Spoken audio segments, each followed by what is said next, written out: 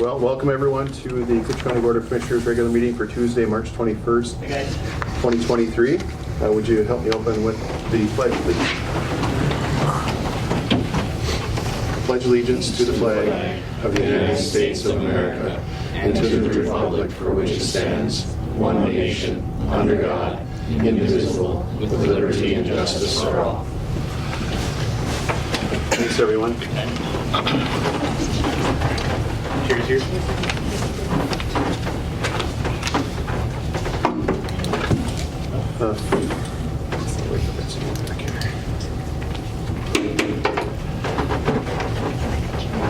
Scott, I guess I didn't need any, just one extra sheet.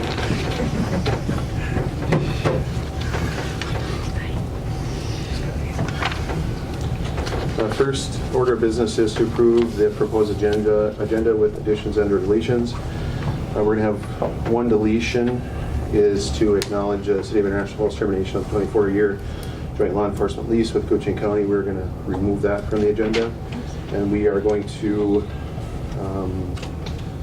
an item county business under county business A. We're going to switch 6 to item 7, which would be the resolution for the jail, and we'll put Indus in number 6.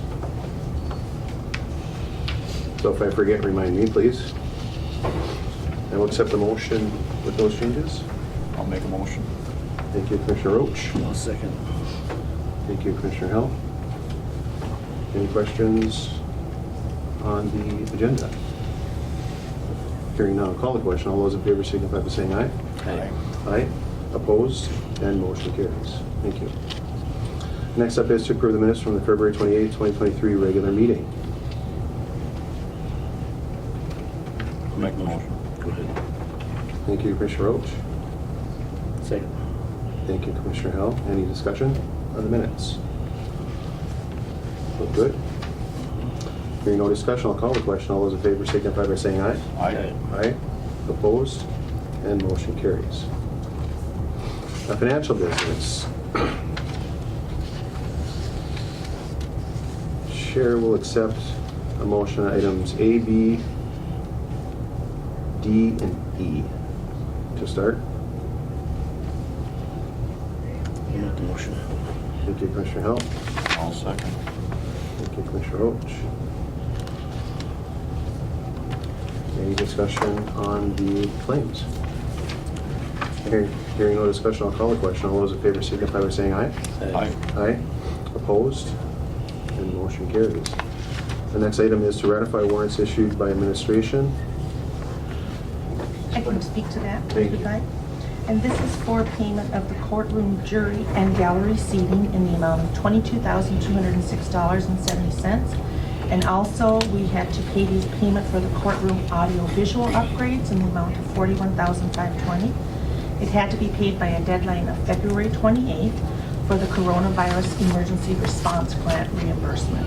So we did receive the reimbursement already on March 7th in the amount of $65,268.92. Thank you. And that was a grant. That was to help, because as you know, the state rents the space from us, or we have the space on the second floor for the state for court and courtroom and so forth.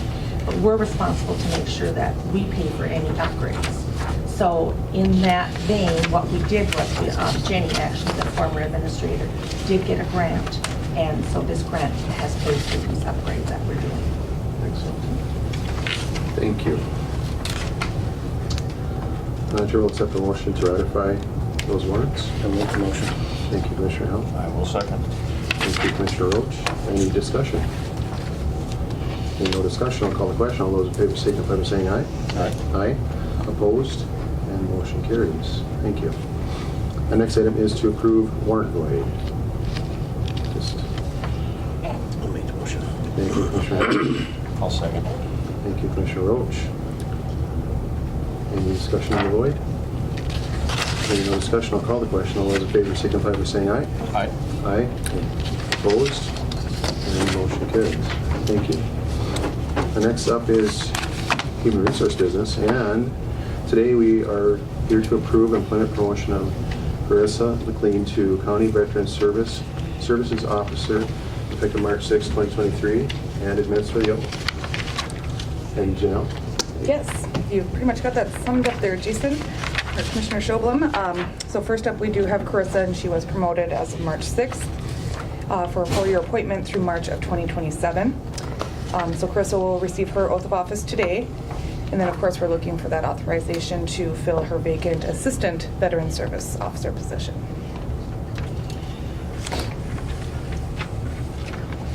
So how about we'll do the motions for all the appointments, and we'll do the oaths? Does Yep, sound that okay? works just Okay. fine. Chair will Yep. accept the motion to approve the first item, item A. I'll make the motion. Thank you, Commissioner Roach. I'll second. Thank you, Commissioner Hell. Any discussion? Hearing no discussion, I'll call the question. All those in favor signify by saying aye. Aye. Aye. And opposed? And motion carries. And next up is item B. Yep. We also have a promotion for Trent Nicholson. So we're looking to approve the promotion and appointment of Trent to County Highway Engineer effective March 21st, as recommended by the Personnel Committee. And per Minnesota Statute 163.07, Subdivision 2, Trent will fulfill a 4-year appointment effective today, March 21st, through May of 2027. Also, Trent will receive his oath of office today, and then we'll need that authorization to fill the vacant Assistant County Engineer position within that assigned wage scale. Excellent. Thank you. I will accept a motion to approve that. I'll make it. Thank you, Commissioner Hell. I'll second it. Thank you, Commissioner Roach. Any discussion? Hearing no discussion, I'll call the question. All those in favor signify by saying aye. Aye. Aye. Opposed? And motion carries. And then items C, please. Yep. Approve employment promotion of Walker Wegner to eligibility worker per union contract. Walker's start date will be March 27th, and so we'll also need authorization to fill his vacant K-8 position. I too will accept the motion to approve the promotion. I'll make the motion. Thank you, Commissioner Roach. I'll second. Thank you, Commissioner Hill. Any discussion? Hearing none, I'll call the question. All those in favor signify by saying aye. Aye. Aye. Opposed? And motion carries. And last item, Yes, just looking for approval to, for the employment separation of part-time E911 dispatch correction officer Philip Rule, and that was effective on March 11th. all right. Chair will accept the motion. I'll accept the motion. Thank you, Commissioner Hill. I'll second. Thank you, Commissioner Roach. Any discussion? Thanks for their That's it. service. And hearing no other discussion, I'll call the question. All those in favor signify by saying aye. Aye. Aye. Opposed? And motion carries. Well, Carissa, congratulations and thank you for doing what you do and serving the veterans of this county. I know you're very well appreciated and have many good comments and considerations from people prior, during, and before, after, and I'm sure in the future too. So certainly appreciate you taking on this role and for all your efforts. Appreciate that. Thank you. Trent, thank you. Thank you. We just wanted to buzz through that real quick, but really appreciate you stepping up and taking the initiative to do what you needed to do to get where you needed to get. And also, Dave, he's not here now, but we certainly appreciated Dave's efforts as well, that he kind of stepped into this role, and Trent and Dave work together quite closely, and I think we have all the confidences in Trent as well to continue to fulfill this position. So congratulations. Absolutely. I appreciate the opportunity. Thank you. Thank you. Mr. West. All right, I'll administer the oaths here, and after we do that, Carissa, Trent, you'll both sign. I sign and seal, and then it goes off to the recorder's office. So, Carissa, let's start with you. I'll give this one to you to read here as I'm reading along. So, raise your right hand. I'm just going to do this. I want to take a nice picture. I'll stay out of it, I hear you. This is important. I, Carissa McLean, I, Carissa McLean, do solemnly swear or affirm do solemnly swear or affirm that I will support the Constitution of the United States that I will support the Constitution of the United States and the Constitution of the State of Minnesota, and the Constitution of the State of Minnesota, and that I will discharge faithfully and that I will discharge faithfully the duty of the office of Veteran Service Officer the duties of the Office of Veteran Service Officer in the County of Koochiching, in the County of Koochiching, the State of Minnesota, State of Minnesota, to the best of my judgment and ability. to the best of my judgment and ability. Congratulations. Thank you. Thank you. So Trent, same gig here after we're done. I'll have you sign, I sign, and we'll go from there. Yes, sir. So, I, Trent Nicholson, I, Trent Nicholson, do solemnly swear or affirm do solemnly swear or affirm that I will support the Constitution of the United States that I will support the Constitution of the United States and the Constitution of the State of Minnesota, and the Constitution of the State of Minnesota, and that I will discharge and that I will discharge faithfully the duties of Koochiching County Highway Engineer faithfully the duties of the Koochiching County Highway Engineer in the County of Koochiching, in the County of Koochiching, the State of Minnesota, the State of Minnesota, to the best of my judgment and ability. to the best of my judgment and ability. Congratulations. Thank you, sir. The next item is Deletion. So I guess we'll have. deletion. So then we will go to consider adopting a resolution on letter of support for reconsideration of Indus school closure. So anyone's welcome to come on up here and grab a seat, whoever would like to present and speak to that. I'll go first. Okay, thank you. Just take a seat. Absolutely. All right.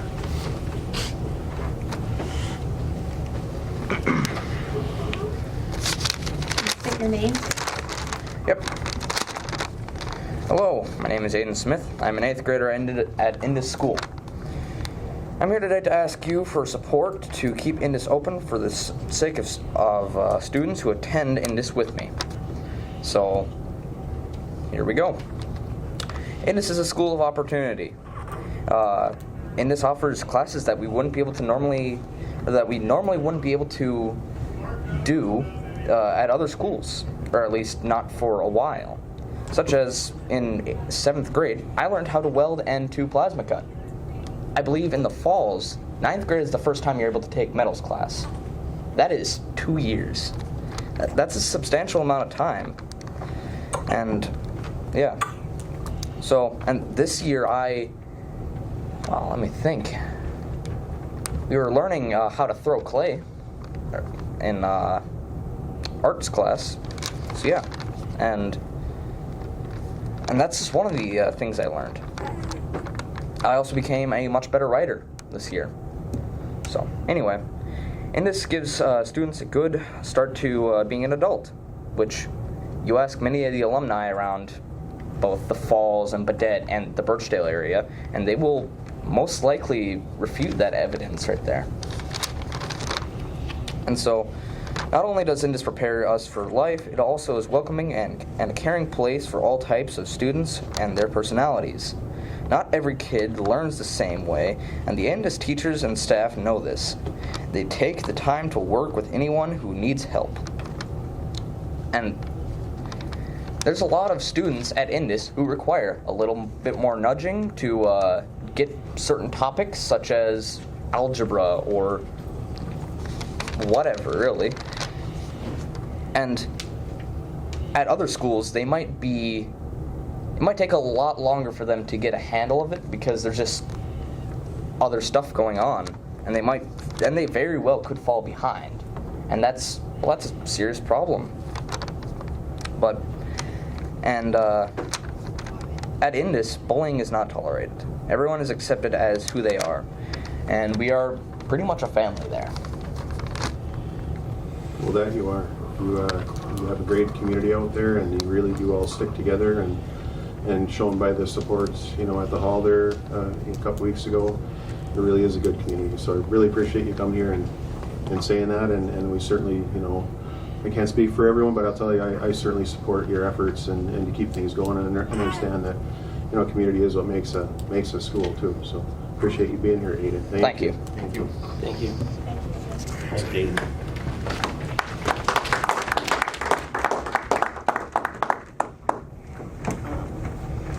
Hi. Hi, my name's Kenna Clayton, Hi there. and I'm here on behalf of the school. The community of Indus School is in opposition to the South Koochiching Rainy River School District ISD 363 school board majority vote that took place on Wednesday, March 8, 2023, to close Indus School, and is calling for your support to prevent the closing of the school. Indus is a small school, making a big difference. An outdoor magnet school located on the Minnesota-Canadian border near Birchdale, Minnesota. Indus provides a unique learning environment that stays true to the fundamentals of solid core academics while capitalizing on its location to provide optimal hands-on outdoor learning. To highlight just a few of the educational benefits students receive at Indus, Indus provides a hybrid curriculum that incorporates core academics, technology, and outdoor learning, providing opportunities to partake in FACS, industrial arts and technology, ProStart, home repair. Through collaboration with local colleges, students have opportunities to pursue PSEO and a variety of trade school certifications that fulfill high school credit and trade school practice requirements. These teachings promote individuality, creativity, independent thinking, and embodies the Minnesota vision, providing long-term benefits to the state in meeting the skilled worker shortage, among other things. In addition, the educational benefits, Indus provides a safe, one-on-one, open environment conducive to optimal learning.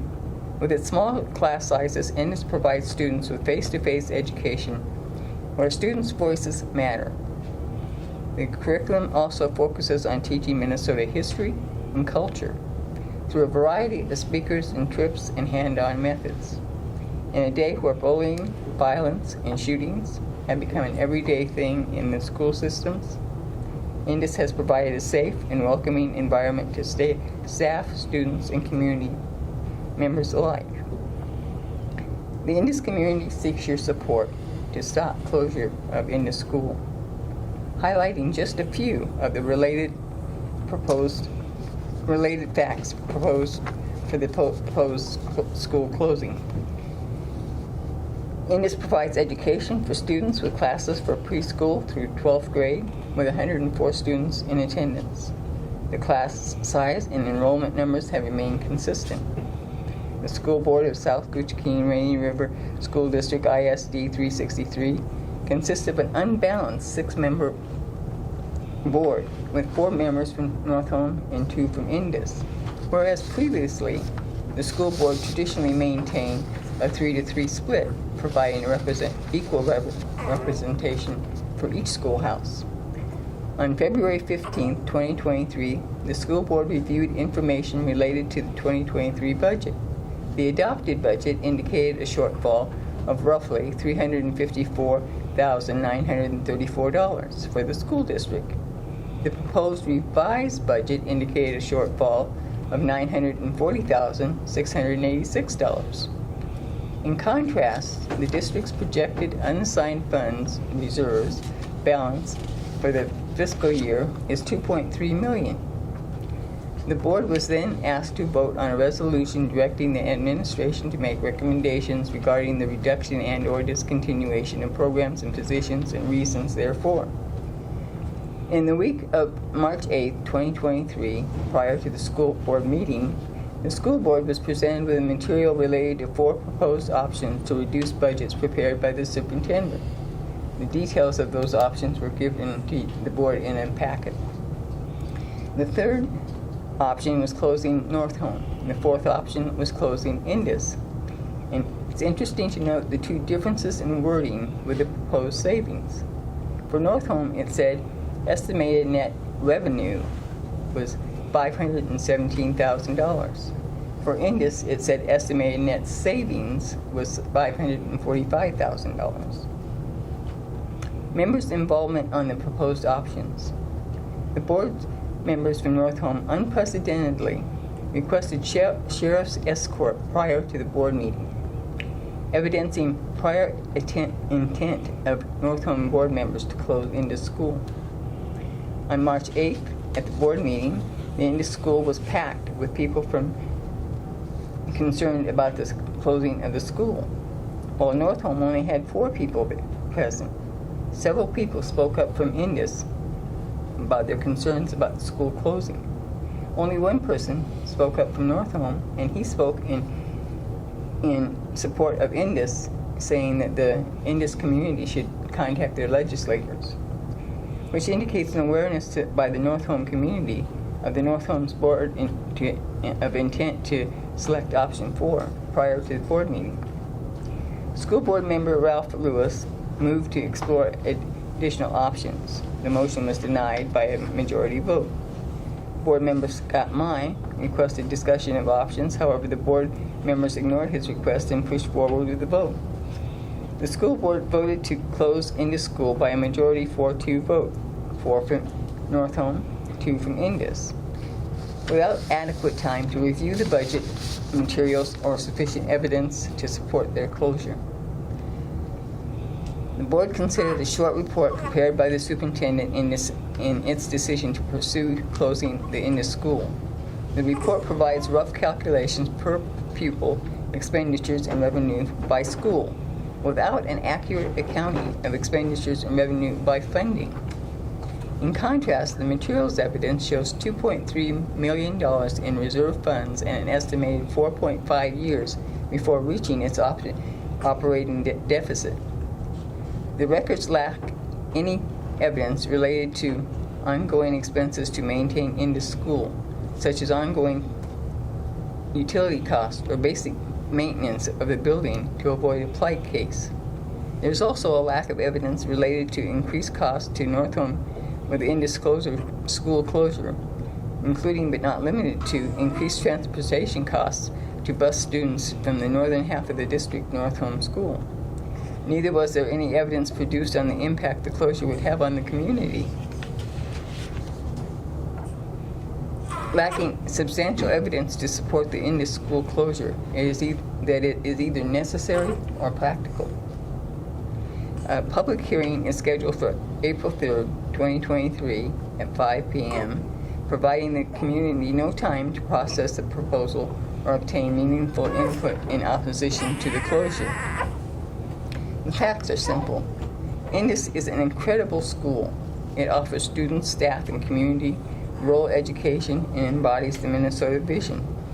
It has a positive impact on the lives of countless students and families. Indus has continued to maintain a significant graduation rate, provide countless skilled workers and career professionals, driven families back to the area, and continues to push Minnesota culture and values. We ask that you support us in this fight to keep this small school that makes a big difference open. Rural education matters. Thank you for making a difference. Thank you.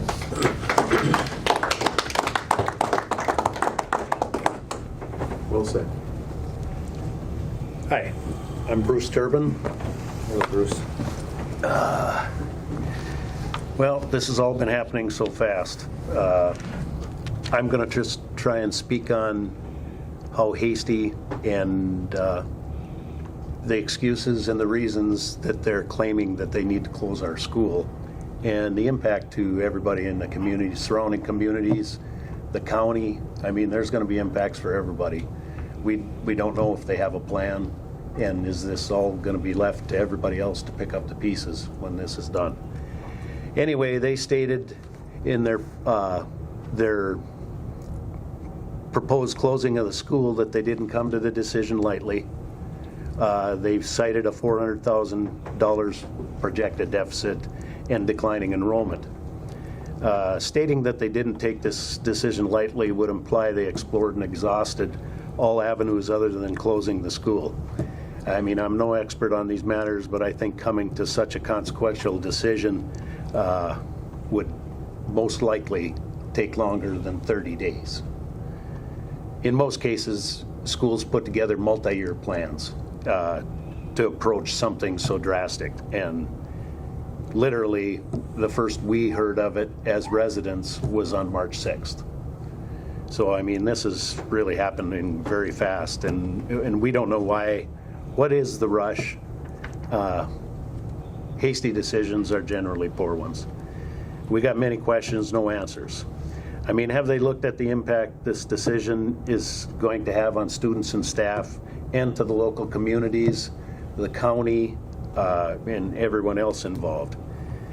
There's going to be a huge economic impact to the people in the Rainy River area, the county and surrounding communities. You know, you close a school, they say it's just kind of a nail in the coffin to the community, you know, and does this really need to happen? Have they got a plan for what they're going to do with the building? I mean, we don't know. They haven't told us anything. The building is roughly 44 years old, same as their building. In a lot of towns, that would be considered a fairly new building, and we just put a brand new roof on it last year. In Williams, they closed the school there.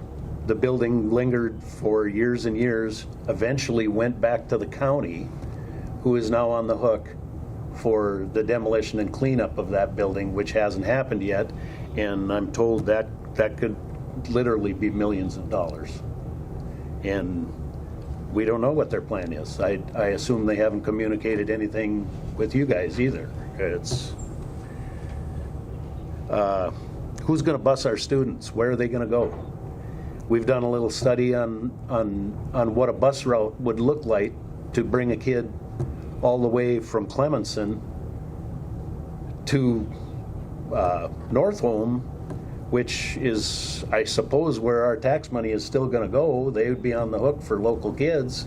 Where are they going to send them? How are they going to bus them? Soren Olson kind of drew up a tentative route in picking up kids and continuing on to Northholm. It'd be like 126 miles.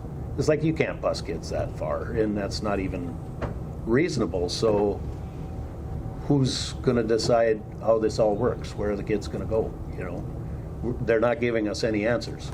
If we ask them questions, all we get is crickets or thank you for your email. That's it. No information. Will we still be paying taxes to their school district if they basically kick us to the curb? You know, that's going to not go over very well with the local residents, which will also kind of land in your guys' lap to figure out, you know, I think. Impact on property values. You know, I mean, you don't have a school district in the area. We were just starting to see signs of, you know, young families possibly moving into the area, although, you know, places for them to buy and live, you know, that's a whole nother issue that, you know, we're hopefully going to explore. But, you know, people are moving, the rural setting is looking more and more attractive to a lot of people. And I think with more time, it's even going to get better. I think we're going to start seeing more people because they can work from home, you know, as long as, you know, the new Wi-Fi coming in should help that. This is just a small sampling of some of the things that we need to dig deeper into that would be required for them to be able to say that they didn't take this decision lightly. As far as we know, no studies have been done, no reports written, no plans for the future explained, and no questions answered. I would have to conclude that what the superintendent and the school board did was actually the definition of taking this lightly. We need more time. Literally 1 month is insane, you know, to make a decision like this. As for the budget shortfall that they're talking about of $400,000, keeping in mind we wouldn't be in statutory operating debt for 4.5 years if their projection is true. So I don't understand what the immediacy of this decision is, you know. Can we not look at, you know, closing these gaps? We sure would like an independent audit to verify their numbers. But we're getting crickets. They also did not include what has been all over the news and everybody's quite aware of is the money that the state is proposing for school districts this year. I'm told by Rob Eklund, and I've been talking with Grant Hoschild, that, you know, this is going to be most likely the largest raise the school districts have seen since the 70s. You know, and the proposed number, I understand, is somewhere around 10%. That could translate, if I'm looking at the sparse numbers that we've been given, the money from the state of 3.3 million, you know, 10% of that would be $330,000. You know, and also there's going to be extra money for special education, and I don't know how much that is or what it is, but by taking this action now, we're kind of taking it before we find out if we really have a budget deficit. I tend to believe we're not going to have one, because this seems to come up every year. In February, we're looking at, you know, budget troubles, which usually seem to figure themselves out in the end. The Department of Education is standing by willing to help us. We just need to request their help. You know, this is what they do. We're not the only school district in the state that is struggling a little bit with the budgets. You know, I mean, there's answers out there. Capital expenditures, I believe we passed a referendum that was tossed out on a technicality. Why don't we run another referendum for the capital expenditures? This is what people do. The appetite is out there for it. I don't think we'd have much trouble passing it to address some of the boiler issues that are in both schools and sewer issues and some of the other things. There's been a lot of ideas out there for budget cuts. And just one that I can think of off the top of my head is we have 3 administrators, 2 principals and a superintendent. The Little Fork School District seems to run completely smooth with a superintendent/principal, which, you know, that could save you probably well over $100,000 also. So, you know, the whole budget thing, I think, is they haven't even tried. And for every dollar we save, you know, that doesn't come to $400,000 this year. Let's say we cut the budget to $100,000. Now we've just bought ourselves even that much more time. The 4.5 years gets extended even further out.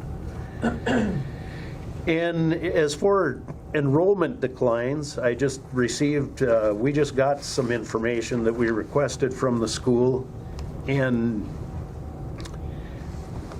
all schools have faced enrollment declines. Some have done better because of, you know, open enrollment, but the county itself has seen a decline of students. I mean, the overall number for the whole county has to be down, you know, proportionately, I would think also. But from 2015 to 2022, and this is the numbers that I have, we're down 52 students. Of that, 31, we're down 31 in North Home, and I believe 21 in Indus.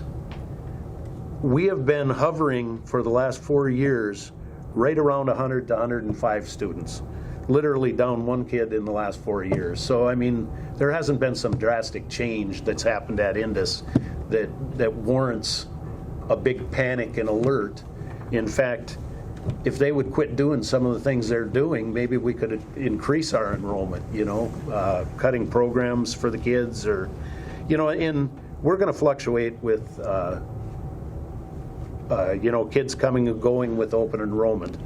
And I just don't see at all that this is, you know, the budget, or I mean the enrollment decline is not changed much, you know, in the budget. So I guess that's just what I'm asking, is that somehow we can garner some support to put a little pressure on them to help, you know, just work with us, give us some time, and not just dump this on basically everybody in the county, because I don't know if they think they're just going to close us and just go like that, and then now the county and the local communities, the falls, Lake of the Woods, Little Fork are going to have to figure this out. You know, if they have a plan, they're not telling us. And I think we at least deserve to know what their plan is. And I ask for your support. Thank you. Thank you, Bruce.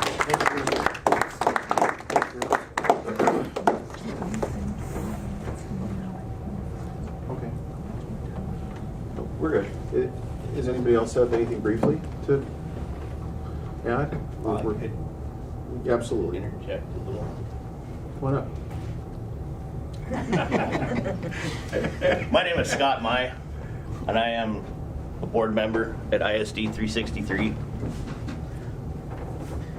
When I came to the school that night, I had the suspicion because the superintendent texted me on the air of caution he was going to have escort and police up there.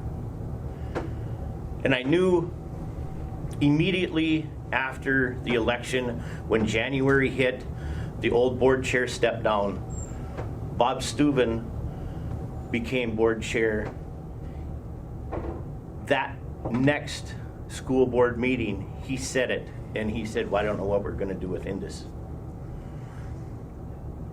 And when the vote went 4-2, I could see the writing on the wall, because it had been his agenda since before I was a board member, to close Indus. And he actually had said it in town at Northholm that he talked about closing Indus, and 2 of the board members also said that. The other board member at Indus confronted him about it, and he admitted it. So they knew that was there. So when we were blindsided by this meeting, it hit kind of hard, and I guess frankly it really pisses me off, to lack of a better word. I really don't believe that they have a plan for our students or our children. When I became a board member, I swore an oath and took a vow for the education, safety, and well-being of our students. That's Northholm and Indus in ISD 363. And I feel like I've been blindsided so many times by stuff that comes up. I really honestly believe that they do not have a plan for any of this. There's been so many things that it's like butting your head against the wall. One of the community members stood up that night at the March meeting and said, we have options, and it fell on deaf ears. Not one of them piped up and said anything. And when I asked them, those 4 board members, individually to their face as to why they thought it was a good idea to shut that school down, the only thing they could come up with is finances, and not one of them could look me in the eye when they said it. So, to me, if that's something that they believe is right, why are they looking at their paper like this? Well, I mean, if they believe it here, then they're going to believe it here. That's all I've got. Thank you. Thank you.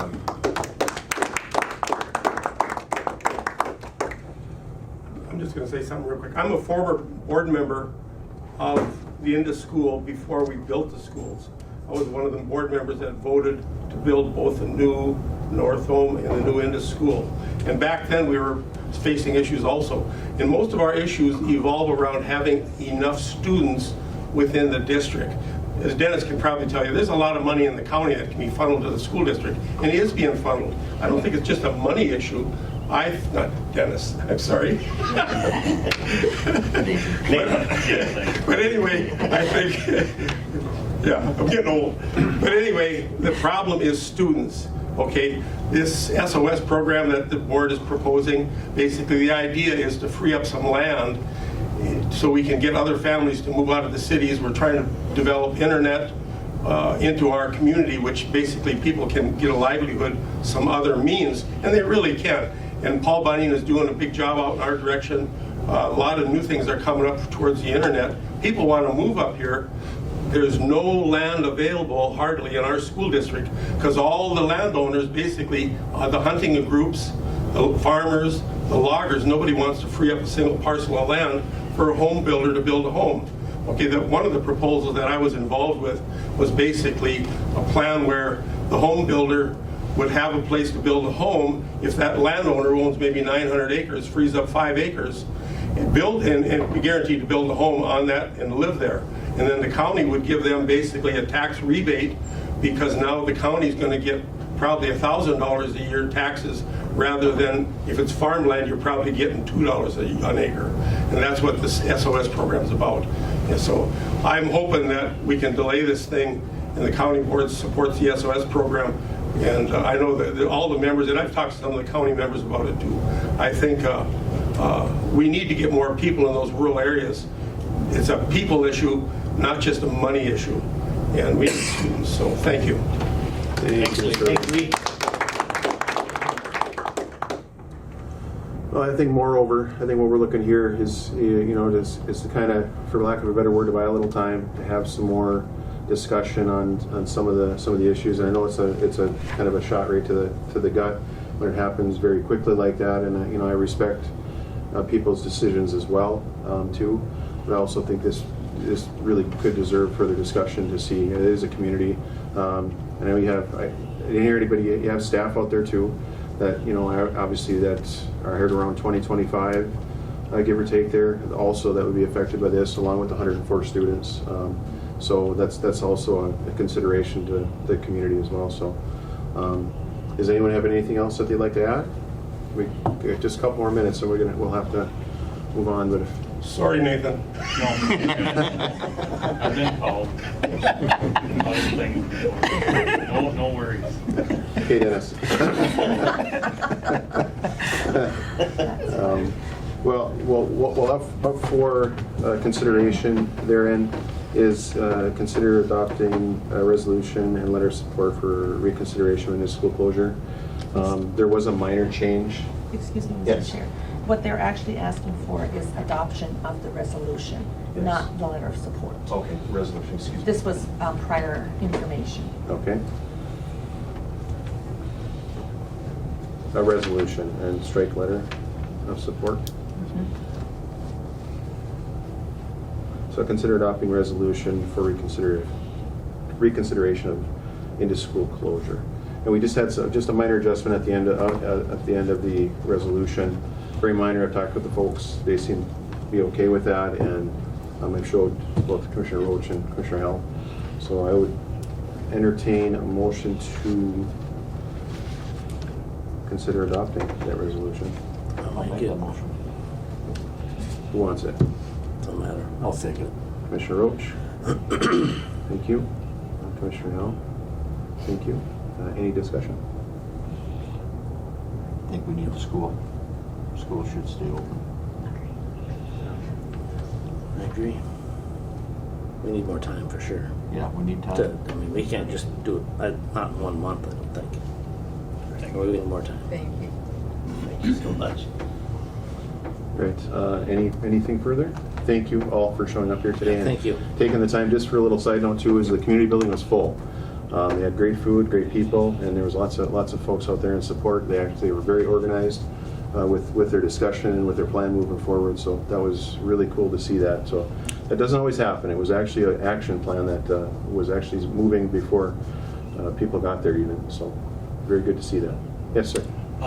We're going to be having a pizza party Friday night in support, and we're also going to be having some meetings on Saturday, informational moving forward. We'd like to invite, I was asked to invite Nathan if he could speak on Conton money, if he's available, or Saturday we're going to be working on it, and anybody who wants to check out saveindus.com.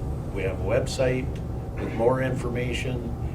You might be seeing a chip truck driving around that says Save Indus, and a lot of other things to come. So, And that pizza party, that's at the hall? That's Friday night. Friday night at the hall? Friday Okay. night. Sounds good. Anything further? Hearing nothing further, I'll call the question then. All those in favor signify by saying aye. Aye. Aye. Opposed? And motion carries. All right. Thank you. Well, thank you very much for Thank you. being here, everyone. Our next item is the first reading of a resolution authorizing construction of a new jail facility. And Ken Corbett from ICS Welcome, Ken. Yeah, my name is Kent Corvitz. I work for ICS. ICS was employed by the county in quite some time now. I guess it's been about 2 years ago we did an assessment of all the county buildings, and that was followed up by specific work on the jail and putting together a proposal for replacement of the jail. And that brings us to where we're at today. I'm going to go through just a short little history on the jail, because I know that with the new commissioners, although you've seen probably most of this, you've seen an awful lot over the last few months, so we'll go through it quickly again. So what's wrong with the current jail? Current jail is outdated according to the Minnesota Department of Corrections. It's 45 years old. The average jail lifespan is normally 25 years. It's been classified by the state as being unsafe because of how it's configured. Basically what its layout is, it's a linear design, and I'll show you a picture of a linear versus what the new ones look like in a moment. It was downgraded from a 365-day Class 3 facility down to a 90-day Class 2 facility, and it's on track to be reduced down to a 72-hour holding facility. And other than that, they can just come in and condemn it. That would be the last place, but normally you would stay at 72-hour unless there was physical issues that endangered the inmate population. Out of county housing and transportation costs are rising and have rose rapidly during 2022. Basically, the downgrade came January 1 in 2022. Inmates are being transported as far as Chicago Lakes. There's nowhere to house inmates going north across the border. St. Louis County is currently overprescribed and is sending people out of their county. Lake of the Woods County has already been downgraded to a 72-hour holding facility and can no longer hold prisoners. Pennington County, which is Thief River Falls, can take some. Roseau no longer takes prisoners. Bemidji no longer takes prisoners. Itasca County is currently building a new jail and will have some capacity. Crow Wing has some capacity. Cass County does not. Aiken County does not have capacity. So the sheriff ends up sending, worst case, or some cases, down to the cities to try to find beds to put people in. So Monoman County, which is past Park Rapids, is one option. Pennington, which is Thief River Falls. Chicago Lakes, just north of the cities, is kind of the other one. So those are the three options. And you have the transport costs with the sheriffs and deputies both directions when you need to bring the inmates back for any hearings or any work that has to occur in Koochiching County. By state law, county seat has to have the jail, so it's not a question of where the jail can go. The jail has to be in the county seat. The Minnesota Department of Corrections oversees the jails. They recommended against remodeling. They were here last spring. Any remodeling would only be a stopgap, and again, that's because the basic configuration, the linear configuration, they feel is unsafe, so the building needs to be replaced. And then the second biggest item on what was wrong with the current jail is that the current jail location requires inmates to be moved through public areas to get to court. So basically, you got to transport them back and forth through the public areas of the courthouse. The options are either to shut the courthouse down during court operation, or to figure out a different way to transport the inmates so that they are not exposed to the public, or the public is not exposed to them. So that's what's wrong with the jail. Okay. There we go. Again, we said it was outdated and unsafe configuration. The picture on the left, and this is not Koochiching County, but the picture on the left is a linear jail. Basically, this mimics what Koochiching County is. It just goes, it's a square building with the inmates are typically on the outside of the building or outside of the hallways, but there's no visibility from the control station. Anytime you move inmates, you need several staff members to allow the people to go from the different secure areas. The picture on the right is the preferred pod-style jail that is currently what the Department of Corrections is recommending. The increased visibility is pretty obvious there. You can see all the jails or all the cells all at one time. There's really no dead spots. So even if you have a lot of cameras on the linear side, there are still corners and areas in the jail cells that you cannot see, you cannot supervise.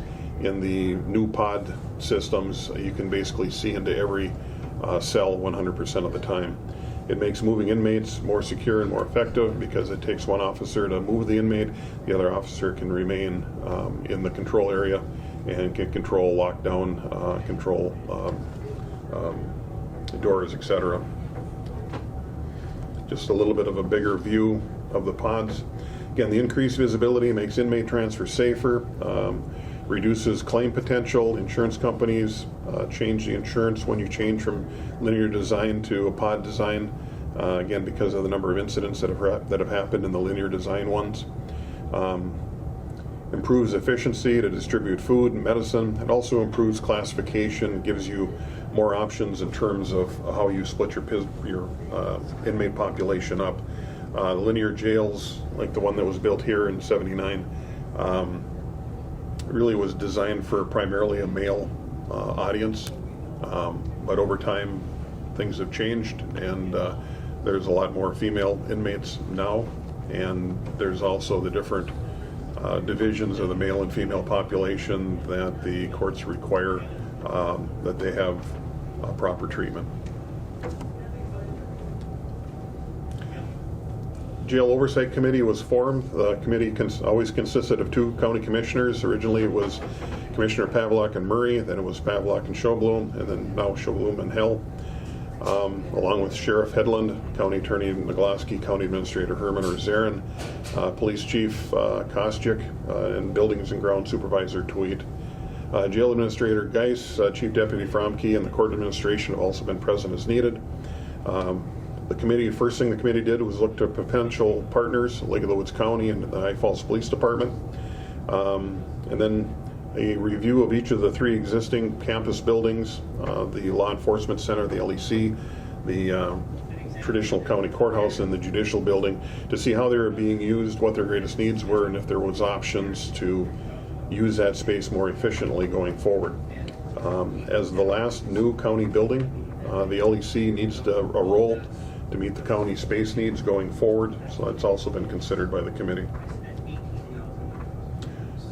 Based on the average number of inmates, stay length, staffing, operating costs, inmate classification, a 40-bed facility was chosen.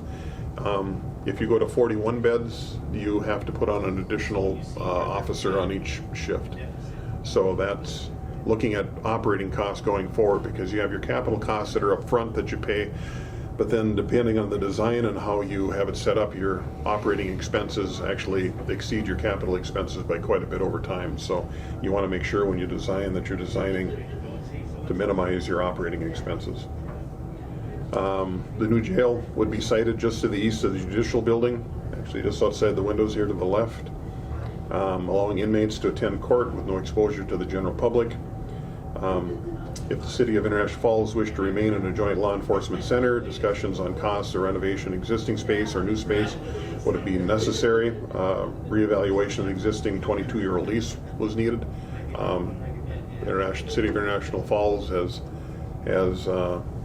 decided that they'd like to opt out of the lease. So, and then the Lake of the Woods County has signed a memo of understanding that they would like to lease 5 beds once the facility is built and licensed. And then another piece that the Jail Oversight Committee has been looking at, because they've been looking not only at the existing buildings but also the site here as well, is due to the condition of the Highway Department building, the campless boilers that are located in its basement, and the overall need for parking space on the campus. A building plan for the Highway Department is also needed, and also plays into the discussions with the Jail Oversight Committee. Again, if there's questions, please throw them up. Just so everybody understands, the Minnesota Department of Corrections must approve all new jail plans. These are very highly specialized buildings and that have many safety requirements, so they're expensive. There was 4 options that were presented to the Jail Oversight Committee. Option A was a new jail on campus connected to the judicial building. Option B included the above, but also renovated the existing LEC, fixed non-code accessibility and life safety updates, and also installed a new hot water heating plant for the whole campus.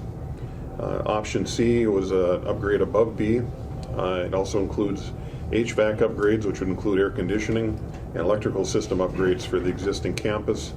And then the final option that was looked at, option D, included all the above, and then a new LEC addition between the new jail and the judicial building to house the sheriff's departments or sheriff quarters and the police, the City International Falls Police Department if they wish to participate. So those are the 4 options that were looked at, vetted, and budgeted, and I'll run over them quickly here in a moment. Concern that was not fully vetted yet is response time if the Sheriff's Department does stay in its location. Right now, if there is an incident in the jail, they're buzzed and they can go upstairs immediately. They have immediate access to it. If the jail is remote from the Sheriff's Department, it will add 1, possibly 2 minutes to the response time. And the question is what could potentially happen in that 1 to 2 minutes in a jail situation, and does that need to be resolved also? So that's one thing that we're still looking at, and the Oversight Committee is going to do additional work on. This is the proposed floor plan in connection to the judicial building for the new jail. Again, a 40-bed facility, approximately 22,000 square feet. It's primarily on one level. You can see the second level is on the right, so about half of the building is 2-story. Most of the building, though, is 1-story. There's a secure inmate transfer walkway that brings you into this building, the judicial building, and connects upstairs.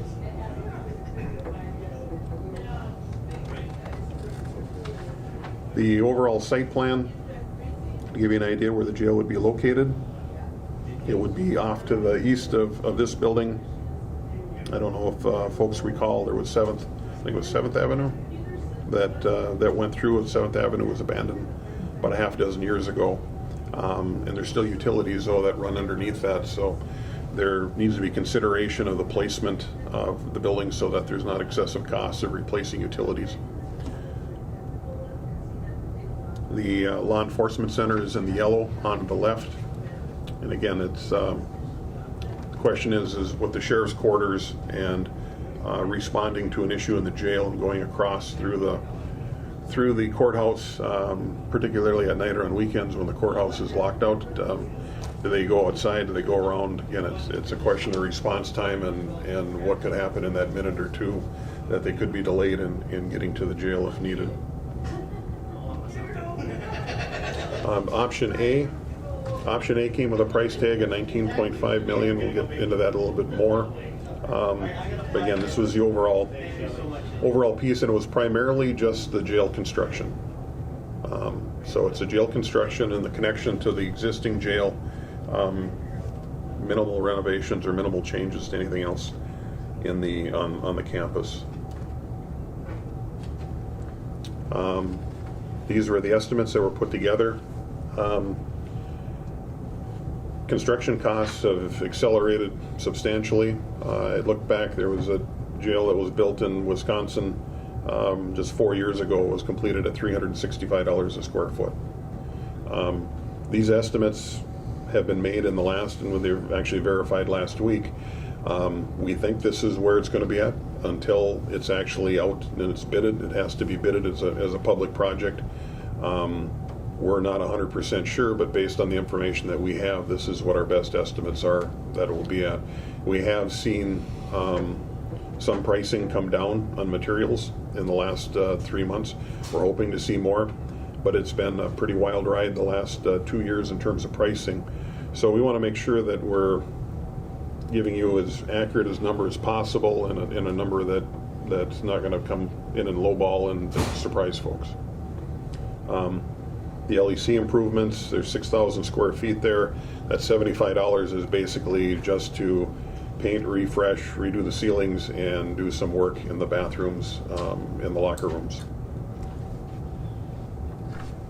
And note down below is that there's other potential highway shop demolition costs if the highway department does move. There's a project costs include a 1.25 factor, which part of that factor is 10% for contingency.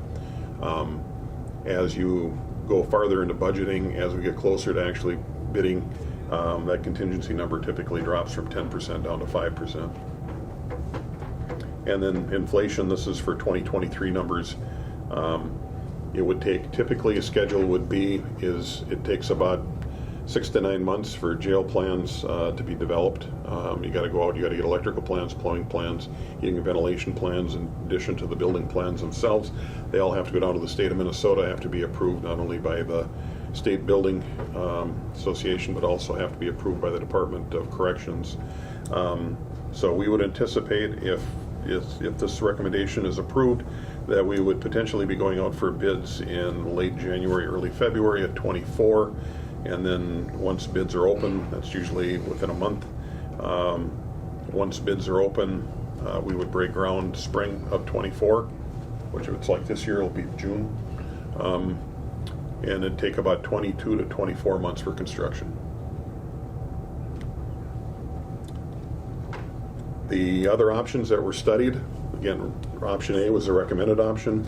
Option B is basically the same new building along with upgrades to the boiler system. It's removal and replacement of the highway building, provided that they have a place to go, and some other upgrades to accessibility and life safety systems like fire alarms and sprinkler systems. That comes with a higher price tag. That's $22.4 million. Again, you can see the difference is basically the ADA upgrades. The top two lines there are exactly the same. ADA upgrades, fire alarm and fire sprinklers that need to be either added to the buildings because they weren't required by code back then, but they are now. And then the conversion from steam heat to hot water heat, and then replacing the boilers, and the boilers would be replaced or put in the basement of the law enforcement center. The option C that was looked at, option C had full infrastructure. This was replacing the complete HVAC system, providing cooling for the whole campus, or air conditioning for the whole campus. Right now there's 20-some window air conditioners that are put in and taken out every year. The electrical load and the efficiency on them is quite poor, plus the manpower required to take those in and out. So this would basically upgrade both the electrical and the HVAC system to as new condition. And that came with, again, with a higher price tag. And again, top two lines are the same. ADA upgrades is the same. It's just that the extent of the HVAC and electrical upgrades is significantly higher, and then the amount of parking and site demo work would be, and site work would be the same. The last option that would looked at, this was basically the jail with the new sheriff's quarters. If you look at the dark blue pieces, dark blue piece fills in between the jail and the judicial building, which in the previous ones options was not there. That would be the sheriff's quarters along with this floor of this building. And again, the intent here was looking at the sheriff's quarters would also include, would basically be a law enforcement center, would also include the city of International Falls. So that was what option D was, and again, comes with a higher price tag. You have another about 8,000 square feet of space that you're building, and then you also have the significant remodels throughout the whole building. And that's if you can see third line down, top two have stayed the same. Existing building renovations go up though, and then the second line, the new LEC, that price went from $75 a square foot remodel to $400 a square foot for new construction. And again, the construction of police stations or of law enforcement centers is more expensive than standard construction due to security issues.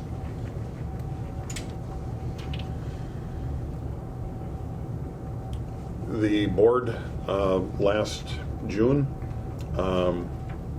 authorized going out for $10 million in a first round of a bond sale. The impact to property owners is listed here. It's should be in your packet, but you can see for again, this is just the first 10 million. This isn't for the full thing, but this is based on net tax capacity value in 2021. County has had a substantial increase in net tax capacity, not so much in the city itself, but rural areas, particularly on the lake, and that have seen significant increases in property values.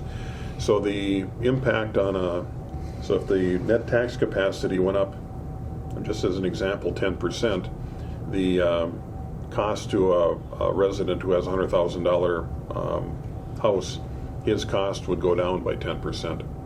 So, and I believe that you're in actually over 20% is what the change was. So again, these numbers are from 2021. With the latest numbers, you have to make sure you're comparing apples to apples. And in this case, the net tax impact goes down by whatever the percentage change of the net tax capacity is. So if you're using these to talk to people about their houses and where they're at, again, Tom West can get us what the capacity value increase was, and you need to figure that into these numbers because these numbers are old now. So the option A was an additional $9.5 million. It'd all be covered under jail bonds, which are the preferred way to finance because they have a lower rate than a general obligation bond. And so additional $9.5 million would put very close again to the same impact to the taxpayer.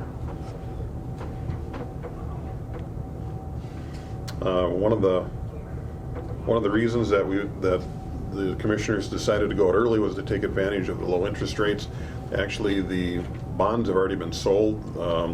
The county has received those proceeds. They actually have them invested, and the county is currently earning an interest rate that's higher than the bond rate for these dollars. So even though the county hasn't spent any money yet, it's not losing any money. It's actually any extra earnings have to go back to the state, unfortunately. But the taxpayer is currently paying off the capital side of things and really incurring no interest charge at all on these loans at the moment.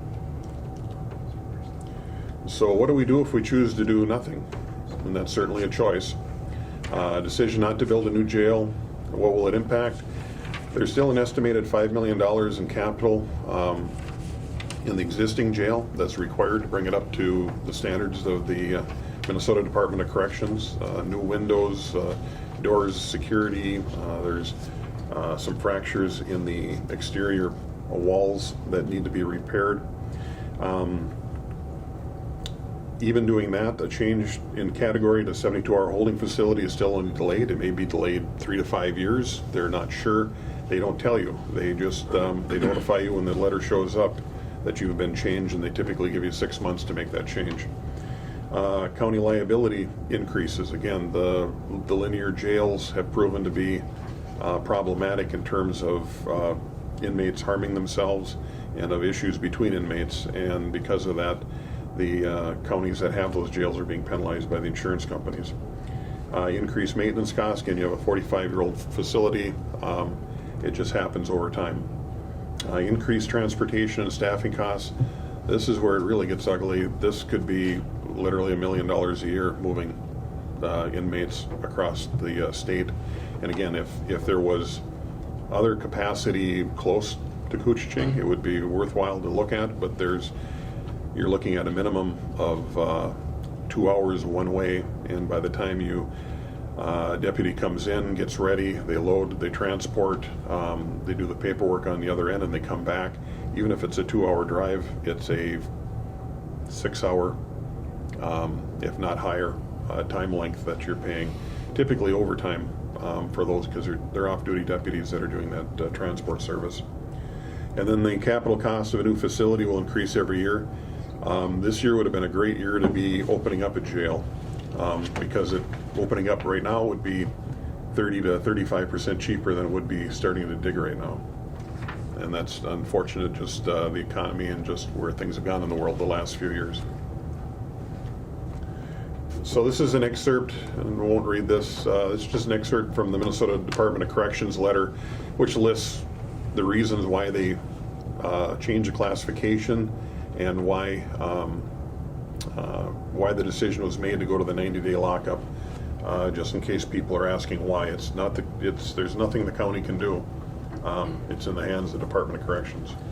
I'd like to mention, if I may, Ken, too, you know, the jail facility is being used 24 hours a day. It's not just an 8-hour a day, you know, office business where you're walking in, and you have people in and out of there probably 16 hours a day fully, and the 8 hours you might get a little bit of a break there, but this is occupied, you know, you might say 24 hours a day for the last, 40 years, which would age, and, ages a building quite a lot quicker. Oh, very much. In actual numbers, it's a little over 4 times, but the building wears out about 2.5 times faster because of the usage and that. So with a 45-year-old building, you're actually close to about 100 years of use out of it. Doesn't make it any cheaper, though, or any easier to replace. So the jail project oversight committee recommends to approve the resolution for authorization, proceed with implementation for jail replacement project option A. There's a first reading that Betsy, I believe, has offered out. This is just information. Could you just briefly touch on the options and availability of, kind of switching those options up if we so think that would be a good idea, later on? Yeah. Let's see if I can scroll back up here.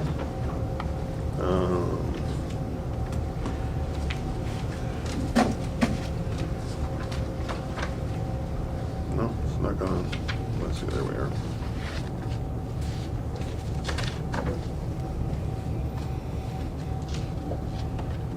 There was 4 options.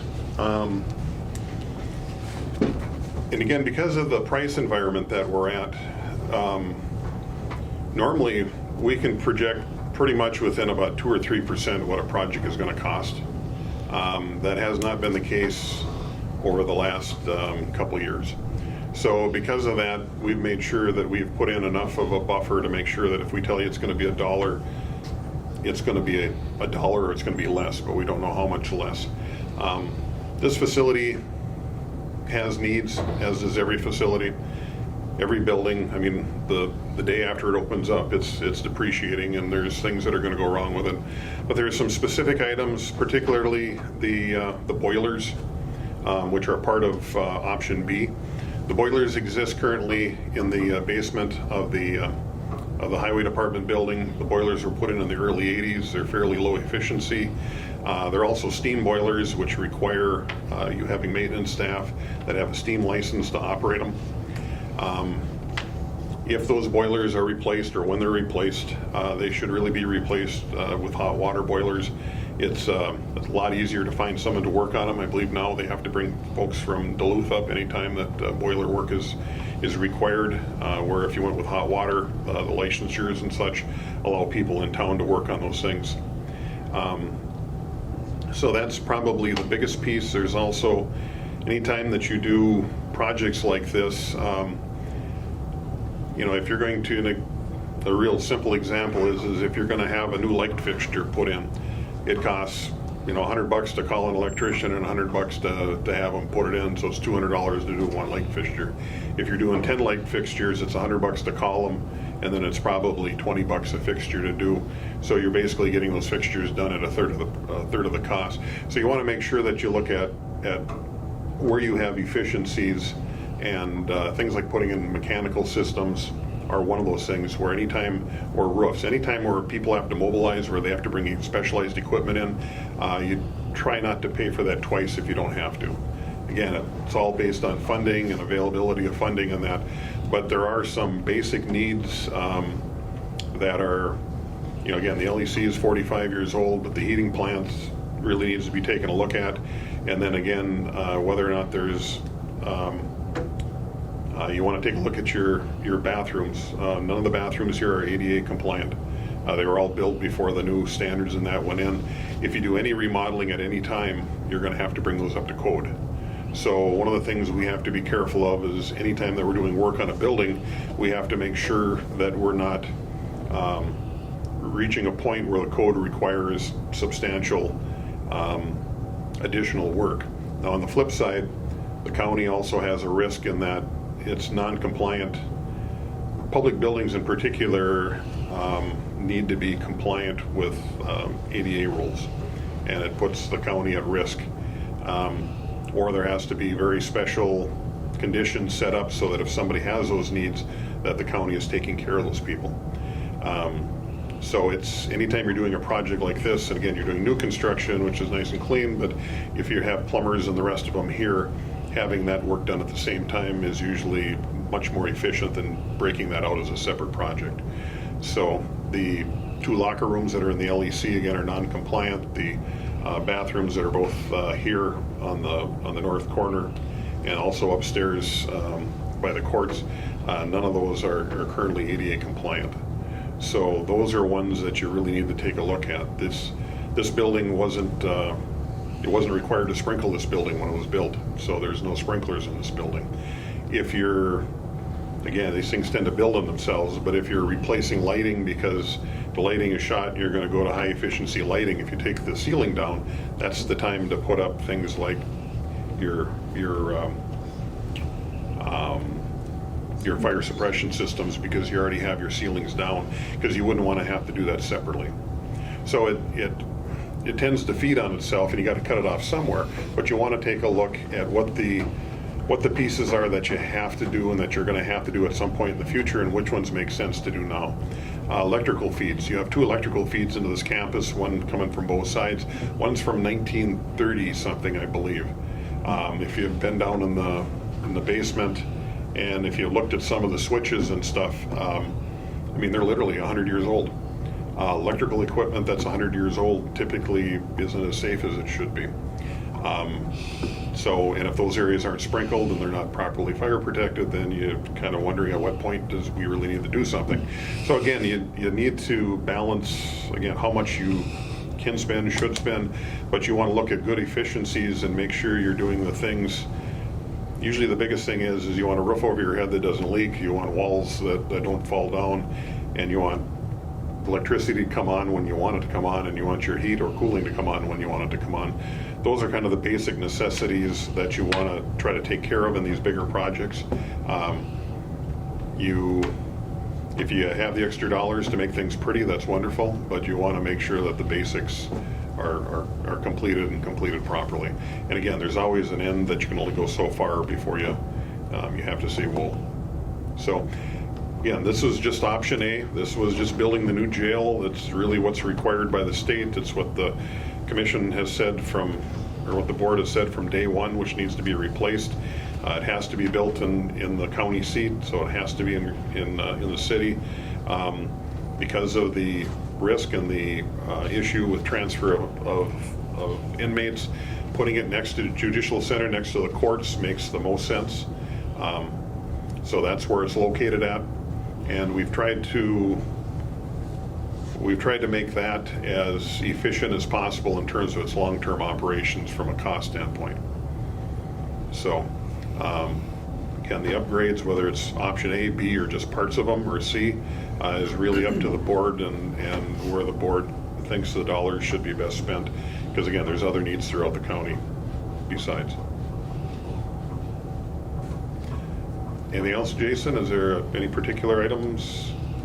No, I just think we need to kind of keep our options open to, if we feel that we would like to move forward and we can afford to move forward with some of the heating issues and some of the safety concerns and ADA compliances and things like that. I think that would be a consideration, as well as I feel as well too is having the sheriff's department, in or nearer to the jail facility. I mean, that kind of, and just to make sure that we can kind of vet those options, not in the too distant future, but, you know.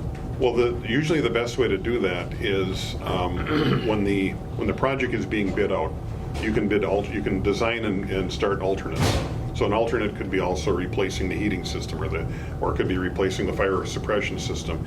You can one-off of those pieces in your bid structure, and then once the bids come in, if you have room, you can pick whichever ones that you want and add them on, or you can take some off if you want. Most people, when they do their plans, they put a plan up and there's, geez, if we have room, we'd like to do these 3 things. And if the bids come in high, then we want to take these things off in order, and they decide those somewhat in advance, or they make sure that they have the information so they can make that decision. Because once the bids come in, you have 30 days to either accept the bids or not accept the bids. So there's kind of a short window of time. So our intent would be, again, assuming that option A is approved, we would continue to work on giving an option on moving the sheriff's department closer to the building, perhaps down in this end. And again, if you move the sheriff down here, then some of the folks down here have to move that direction, but you still want to use the LEC as much as possible. So there'd be a cost on both ends for remodeling and that. So, but again, you can build those in, and once the bids come in and you see exactly what the dollars are, then you can make more decisions. So this decision is building the new jail, and then we can put additional bid options out there so that you can see exactly what your costs are to do some of the other work if you choose to do it. Excellent. Perfect. Any questions? Very well done. Well, I would suggest that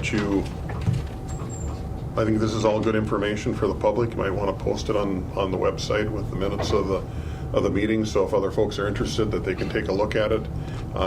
It just helps you, because if you're asked out in public about, why you're doing this or why you're doing this, you can point to this as a reference and say, go check that out and go through that, and then we can talk about it when you have more specifics to ask. So the intent would be is when you put a project like this, you want to use the companies that reside in Koochiching County as much as possible. So you make sure you break up the bid packages so that they're in the right bite size, because some companies can take a pretty good size chunk of business. Other ones, it's too much of a risk, so you have to kind of make it a little bit smaller. So you make sure that you work on the bidding packages so that you're tailoring it so that the Koochiching County taxpayers have the most opportunity to work on these projects, so that you keep the employment here, you keep the taxes here. Very well. Is there anything else that you'd like to? There's a public release, a public announcement that we're putting together that we should see maybe tomorrow. And again, depending on what your reaction is here, your final vote's not until next week. But if you do choose on the 28th to accept this and move forward with the project, we'll have an informational piece put together for you to release. Excellent. Thank you. Okay. Thank you. Thank you. Thank you. Let's see. At this time, I'm going to have the first reading, read the resolution for this project. Resolution for the authorization to proceed with the implementation for jail replacement project. Be resolved that Koochiching County, State of Minnesota intends to proceed with the project scope of work as identified by the County Jail Project Oversight Committee. Whereas the board has established the Jail Project Oversight Committee to assist the county with a plan for the replacement of the existing county jail. Statement of purpose. The County Board has established a Jail Project Oversight Committee to work on a plan to address concerns expressed to the county from the Minnesota Department of Corrections, and has worked for the past year on a plan for a new jail. Whereas the Jail Project Oversight Committee recommends building a new jail to reduce recidivism, increase community safety, and reduce long-term costs while improving health and well-being of our community. Whereas the County Board has reviewed the proposal for a 40-bed, approximately 22,700 square foot jail located in the existing County Government Service site location. Whereas on March 8, 2022, the county selected ICS to provide program management services for the development of a plan, scope, and construction of county facilities with final project approvals directed by the County Board. whereas a two-part contract was executed with ICS on May 10, 2022. Part A being planning and scope development, and Part B to provide the necessary professional services for the design and construction management of a jail and modification of county buildings as specified. Whereas once construction drawings are completed, it is county board's intentions to put the project construction contracts out for public bidding per Minnesota statute. Whereas bonding has been authorized by the county board for maximum principal amount of $20 million for the jail replacement project authorized June 7, 2022. Whereas $10 million in jail bonds have been secured by the county in August of 2022. Now therefore be it resolved by the county board in the state of Minnesota as follows. Authorization to proceed with jail replacement project. County board authorizes administration to officially enter Part B of the jail replacement project with ICS and move forward with the necessary steps, including proceeding with remaining project funding, design, and construction of the jail replacement. And that is the resolution of the first reading, and we will repeat that at the 28th to move forward, but I will accept a motion for this resolution. I'll make the motion. Thank you, Commissioner Howell. And I will second. So what is the motion, if I may? To accept the resolution on the first reading.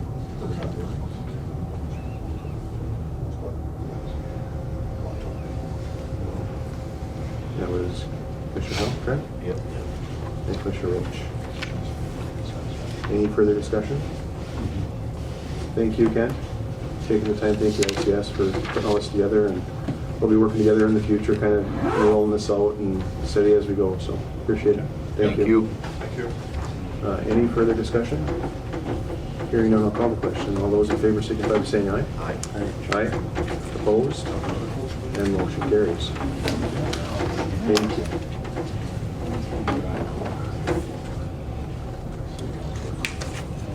Next item is auditor treasurer business, is to approve, okay, is to approve a board sponsorship of snowmobile, cross-country, and ATV trail grants.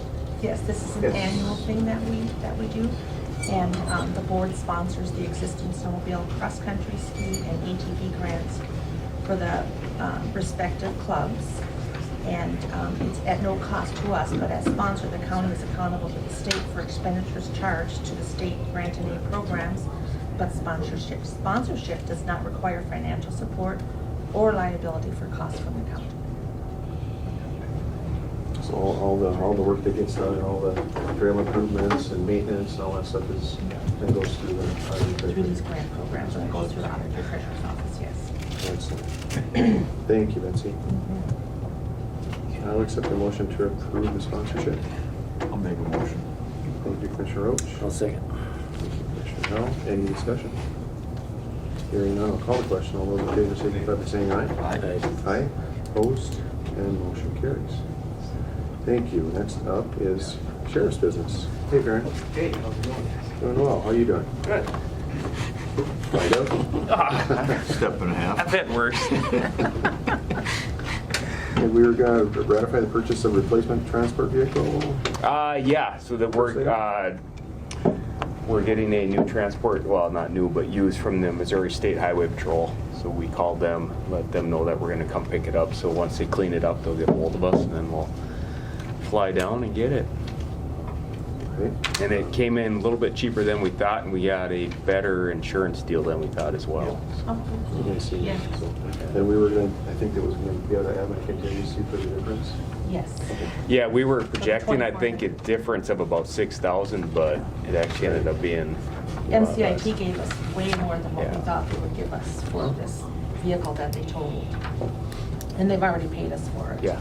They paid us $10,570, and we were expecting about $6,000 for it. So that was the good news. The bad news is we got in an accident. Yeah. A deer jumped in front of the transport vehicle, Bad news is the vehicle's totaled. Good news is we got more than we thought. and nobody was injured. Exactly. So that's good. Thanks. I will accept motion to ratify that purchase. I'll make the motion. Thank you, Commissioner Howell. I'll second. And Commissioner Roach. Any discussion? I'm glad you found something. They're hard to Yeah. find, so that's Hey, good. John did a really good job finding it. He got on it right away, and secured it, so. Excellent, sounds good. If I And may- we have two transport vehicles, correct? Yeah, two dedicated transport vehicles. If I may explain, Mr. Chair? Yes. And the reason that we cut the warrant as quickly as we did is because if it was available, Yeah. we wanted to have the warrant available to go ahead and make the purchase. and so forth. Yeah, so this is just ratifying that purchase, which was necessary to have a full fleet. So down to one car, it's a little sketchy. Yeah, We have to transport inmates, right? exactly. All right, if there anything else on that one?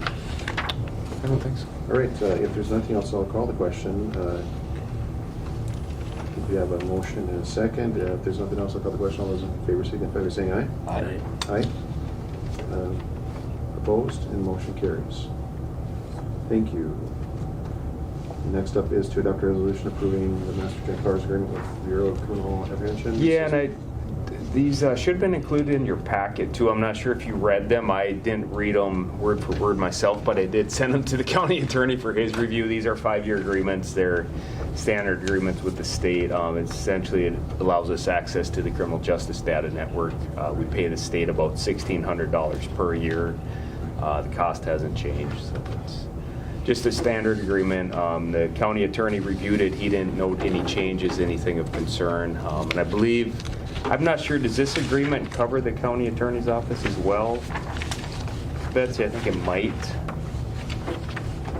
But anyway, this just guarantees that we have access to the, Yes, it does. continued access to the system. So, but what we needed is we needed a board resolution approving the joint powers agreement, and then we needed the board chair signature and Betsy's signature to both agreements. So that's what we're asking for today. Wishes of the board. Make the motion. Thank you, Commissioner Howell. I'll second. Thank you, Commissioner Roach. Any further discussion? Hearing none, I'll call the question. All those in favor signify by saying aye. Aye. Aye. Opposed? And motion carries. Just one quick, was the resolution already, did we? The resolution is attached. Okay, perfect. It is, I'll get it filled out and so Okay, forth, and then we'll okay. sign it. Now let's get signatures. Yes, yeah. Next up is Nathan. How you doing? Morning. Thanks for hanging out there, Nathan. No problem.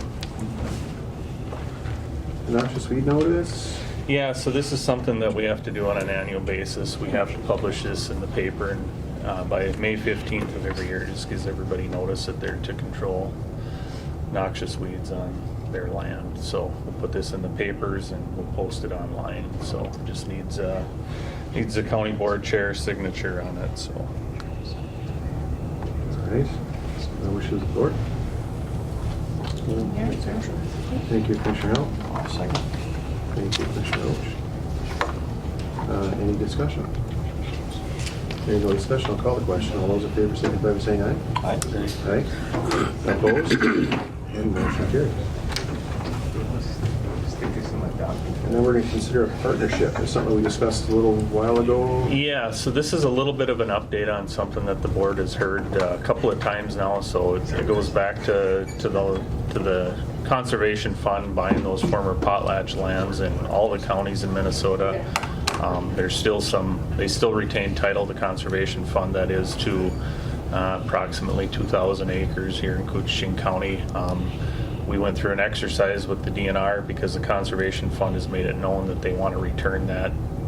They want to get that land in the hands of either state, county, or tribal governments eventually. So we went through an exercise with the DNR last summer to kind of say, yeah, this parcel would be more efficient for the DNR to try to get title to. No, this would fit in with other county lands and be more efficient for the county to try to gain title to. So we went through that exercise and we've identified about 560 acres that we would consider high priority for the county. They fit in with other lands that we already manage. They give us access to those lands. They'd be good productive forest land for us. So we were working, as you may recall, we had sent a letter of support into the DNR for their quest for Lessard Sam's Outdoor Heritage Funds to try to acquire those lands, and we had requested, include the county, at least us, Cooch County, in that request. So since then,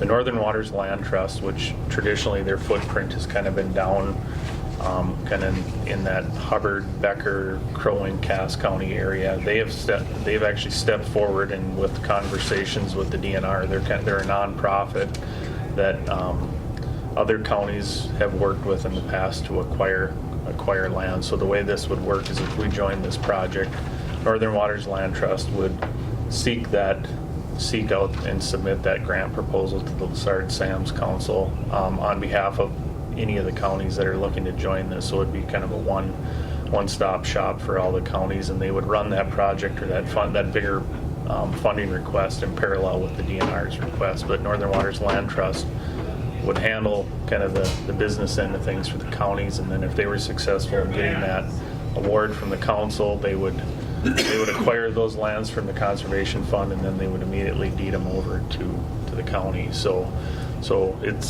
I think it's a great deal for the county. The one caveat is because if we did end up at the end of the day being successful in acquiring these lands, we would get them in fee title.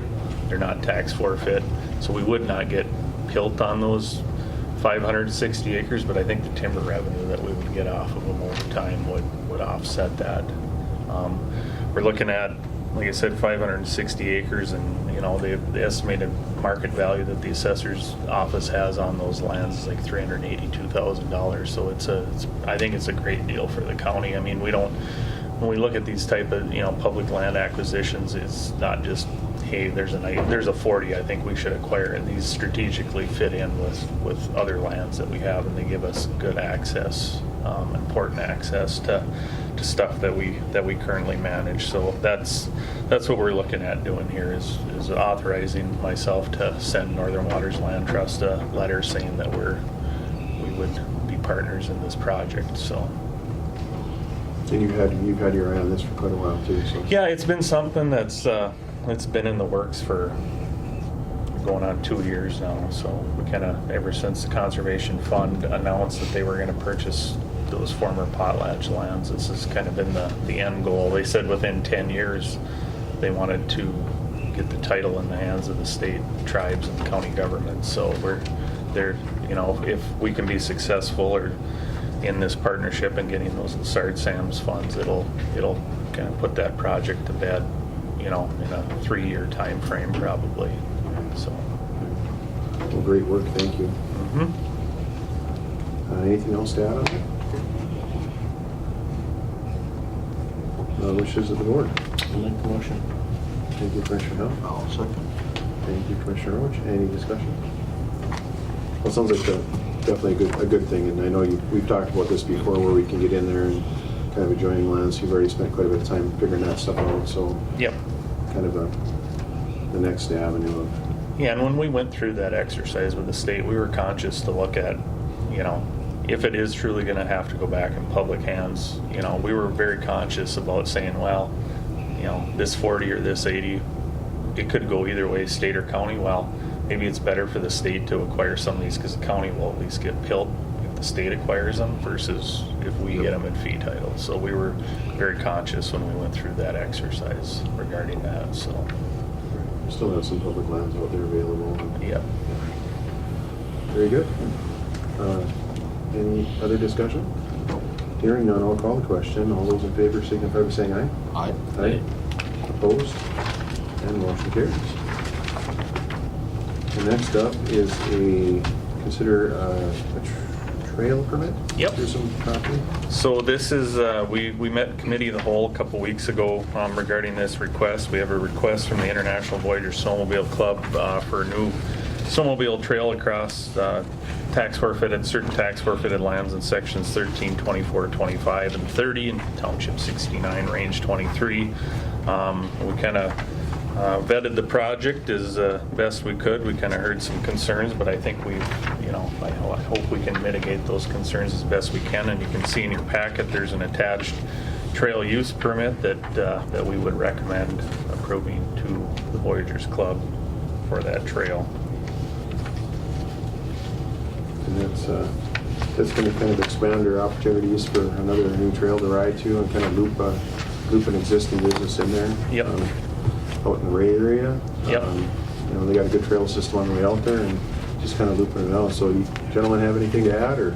Nothing to add. Here to answer questions if you have any. Okay, thank you.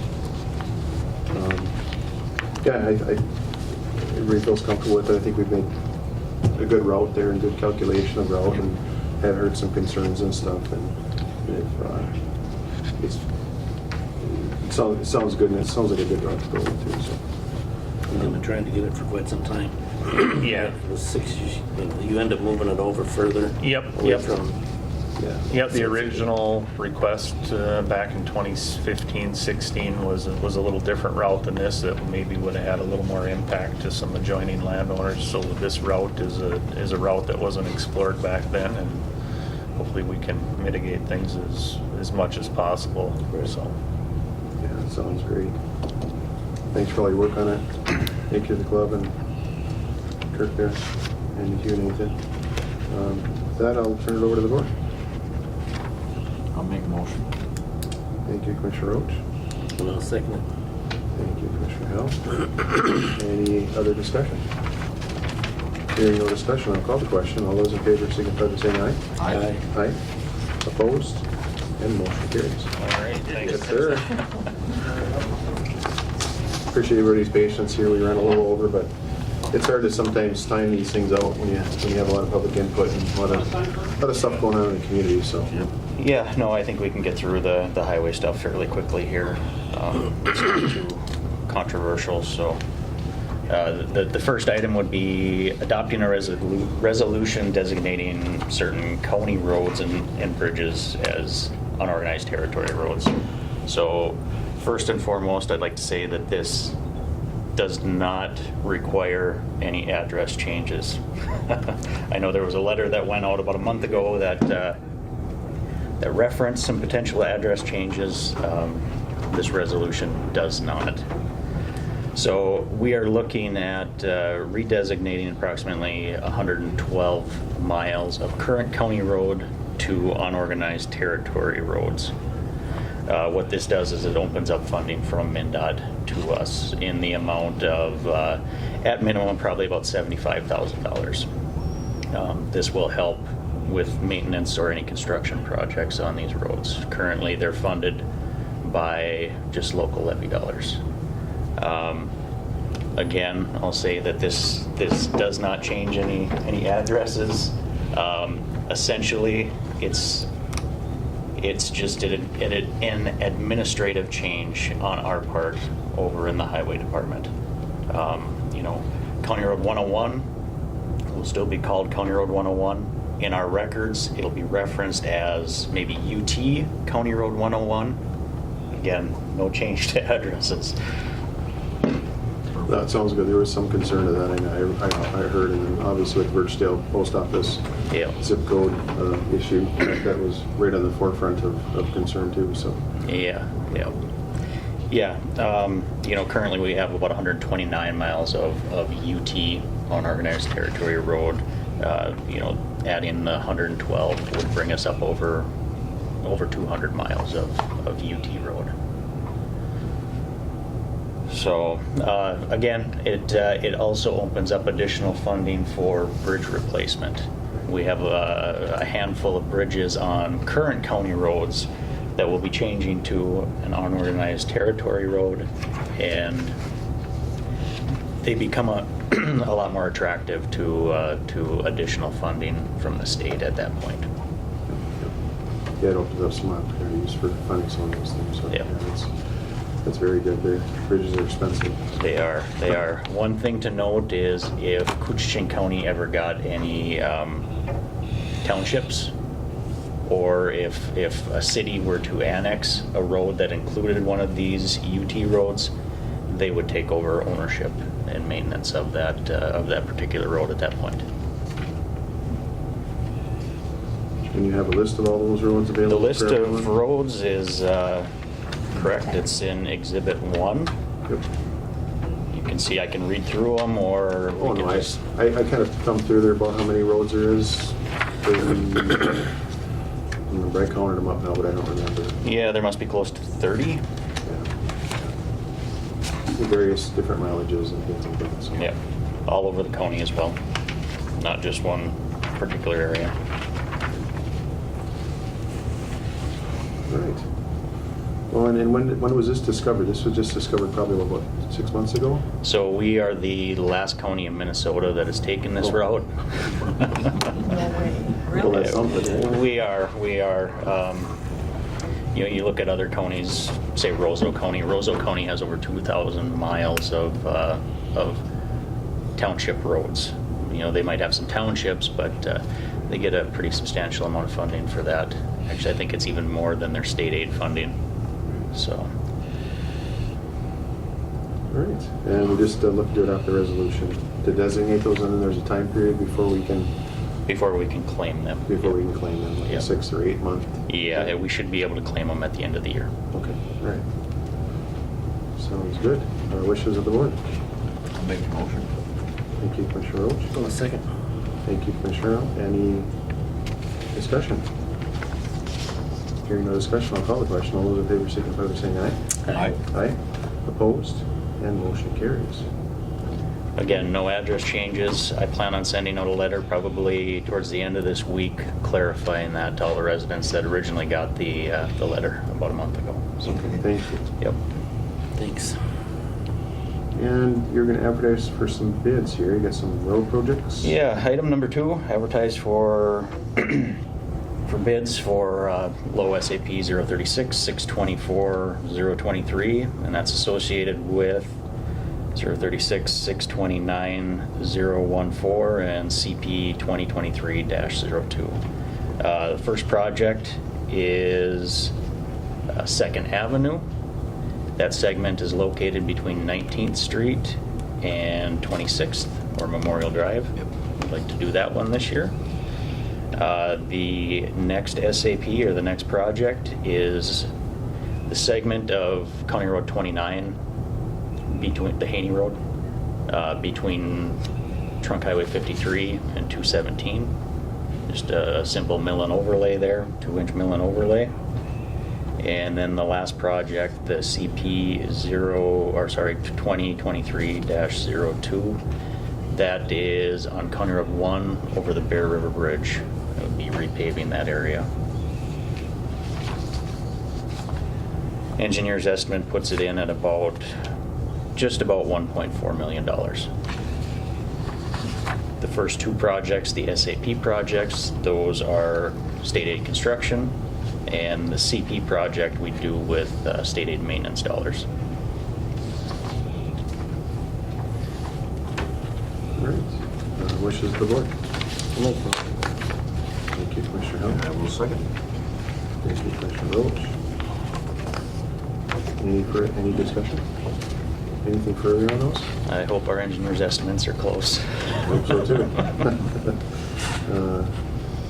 Hearing no other discussion, I will call the question. All those in favor signify by saying aye. Aye. Aye. Opposed? And motion carries. And last but not least, Yeah, this last item, it's a yearly RBA that we put in for taking quotes for hired trucks, propane delivery, and then, of course, nuisance beaver services. Each of them are 1-year terms, so the beaver and the trucks, they end in May of 2023. The propane is typically midsummer when we renew that.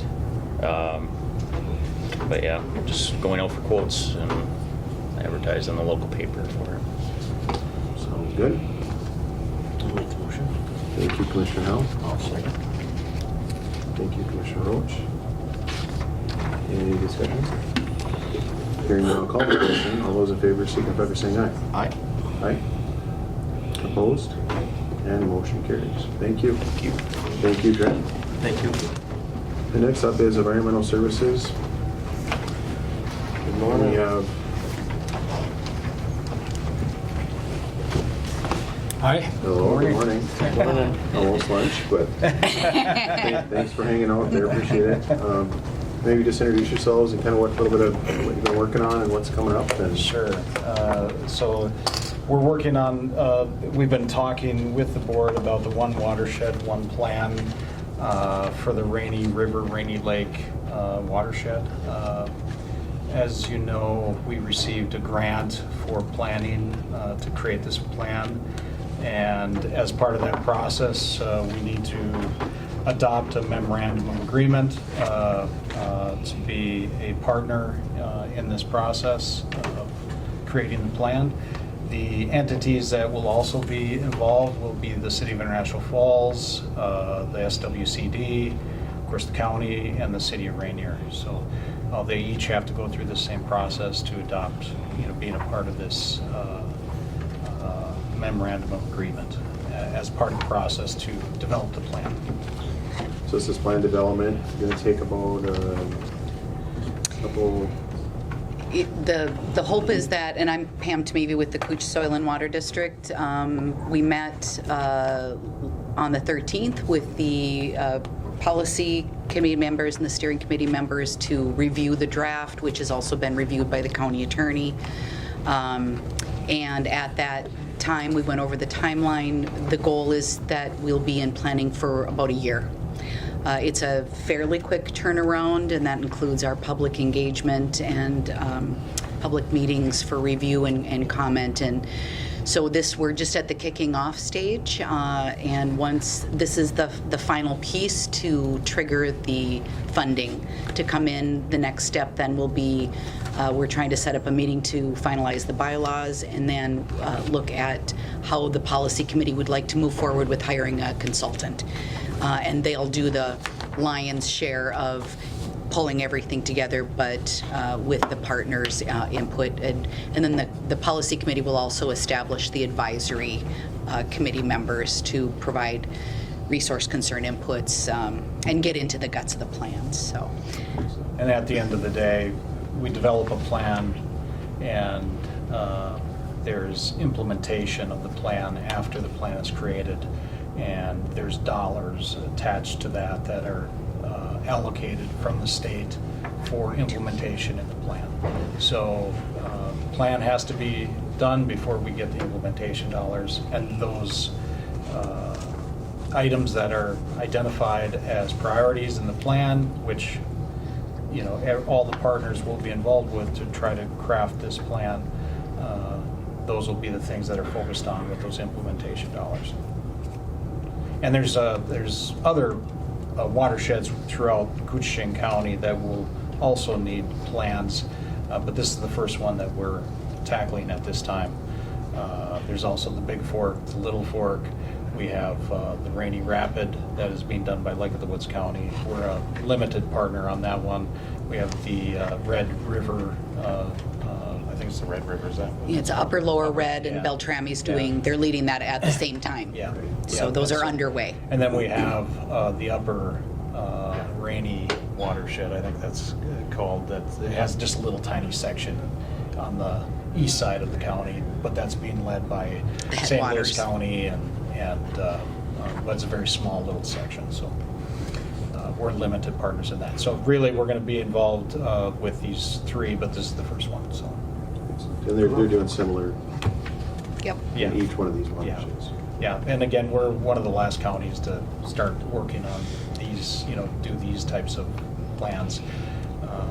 So it's a new way of doing it for water planning and doing implementation of items that are in the plan.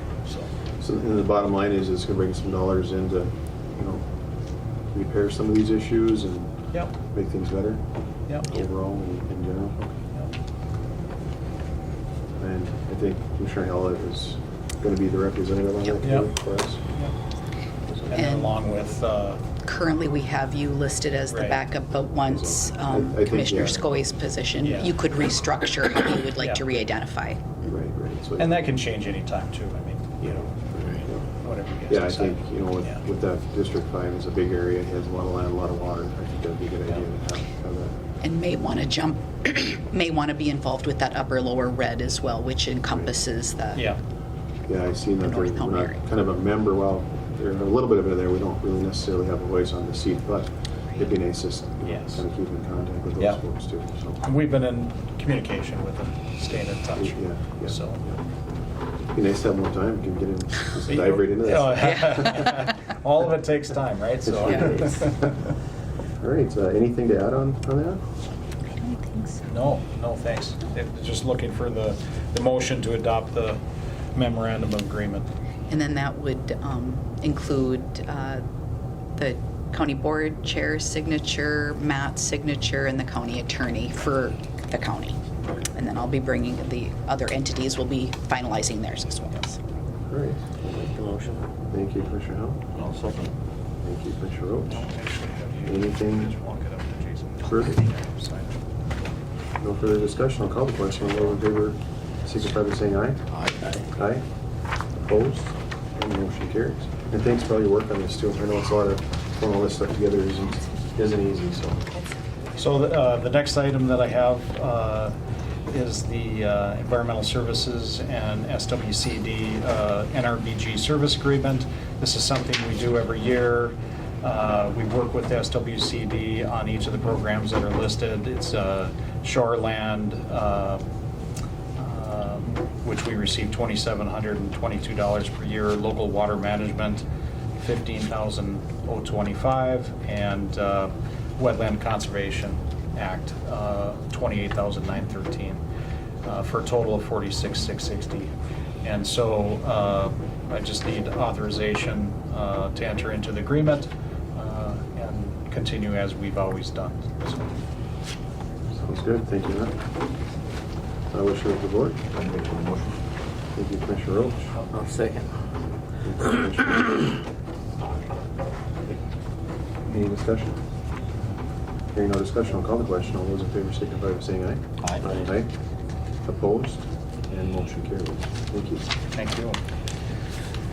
So the third item that I have is aquatic invasive species watercraft inspection agreement. So this is with Always There Staffing. They're a temp agency that hires the inspectors for us for our 2023 season. They've done this for many years for us. So I just need authorization to enter into the agreement. It's a similar agreement as to previous years. Changes would be just some of the temp hire wages have changed. The wages listed in the agreement have changed based on the county's temporary hire policy that was recently changed. So we stayed consistent with that temp hire policy to try to keep the numbers the same. So. And just a couple things. Are we still kind of taking care of the Capitol area? Is that part of this agreement? Yes, it is. Yeah, good point. So yes, we have worked with St. Louis County, North St. Louis County, SWCD, to provide inspection services on Ash River and Capitogama. And so our inspectors, because we're closer, provide those services. And they reimburse us for the costs associated with that. So we receive $115,054 from the state for AIS implementation to try to prevent the spread, and they receive a certain amount of money also, and they use their funds to help reimburse us for this portion, and then they have a whole bunch of other programming throughout their area. So. But this was the most efficient way to do it, and it's worked out pretty well. I mean, I know we had the flood last year, which created some issues for this type of work, but we just continue on and try to prevent the spread. So. Absolutely, I've seen this one before, so it's This is something we do every year. So. Absolutely, it's a good idea. And just one quick question: is some of the equipment, is that purchased through the grant as well?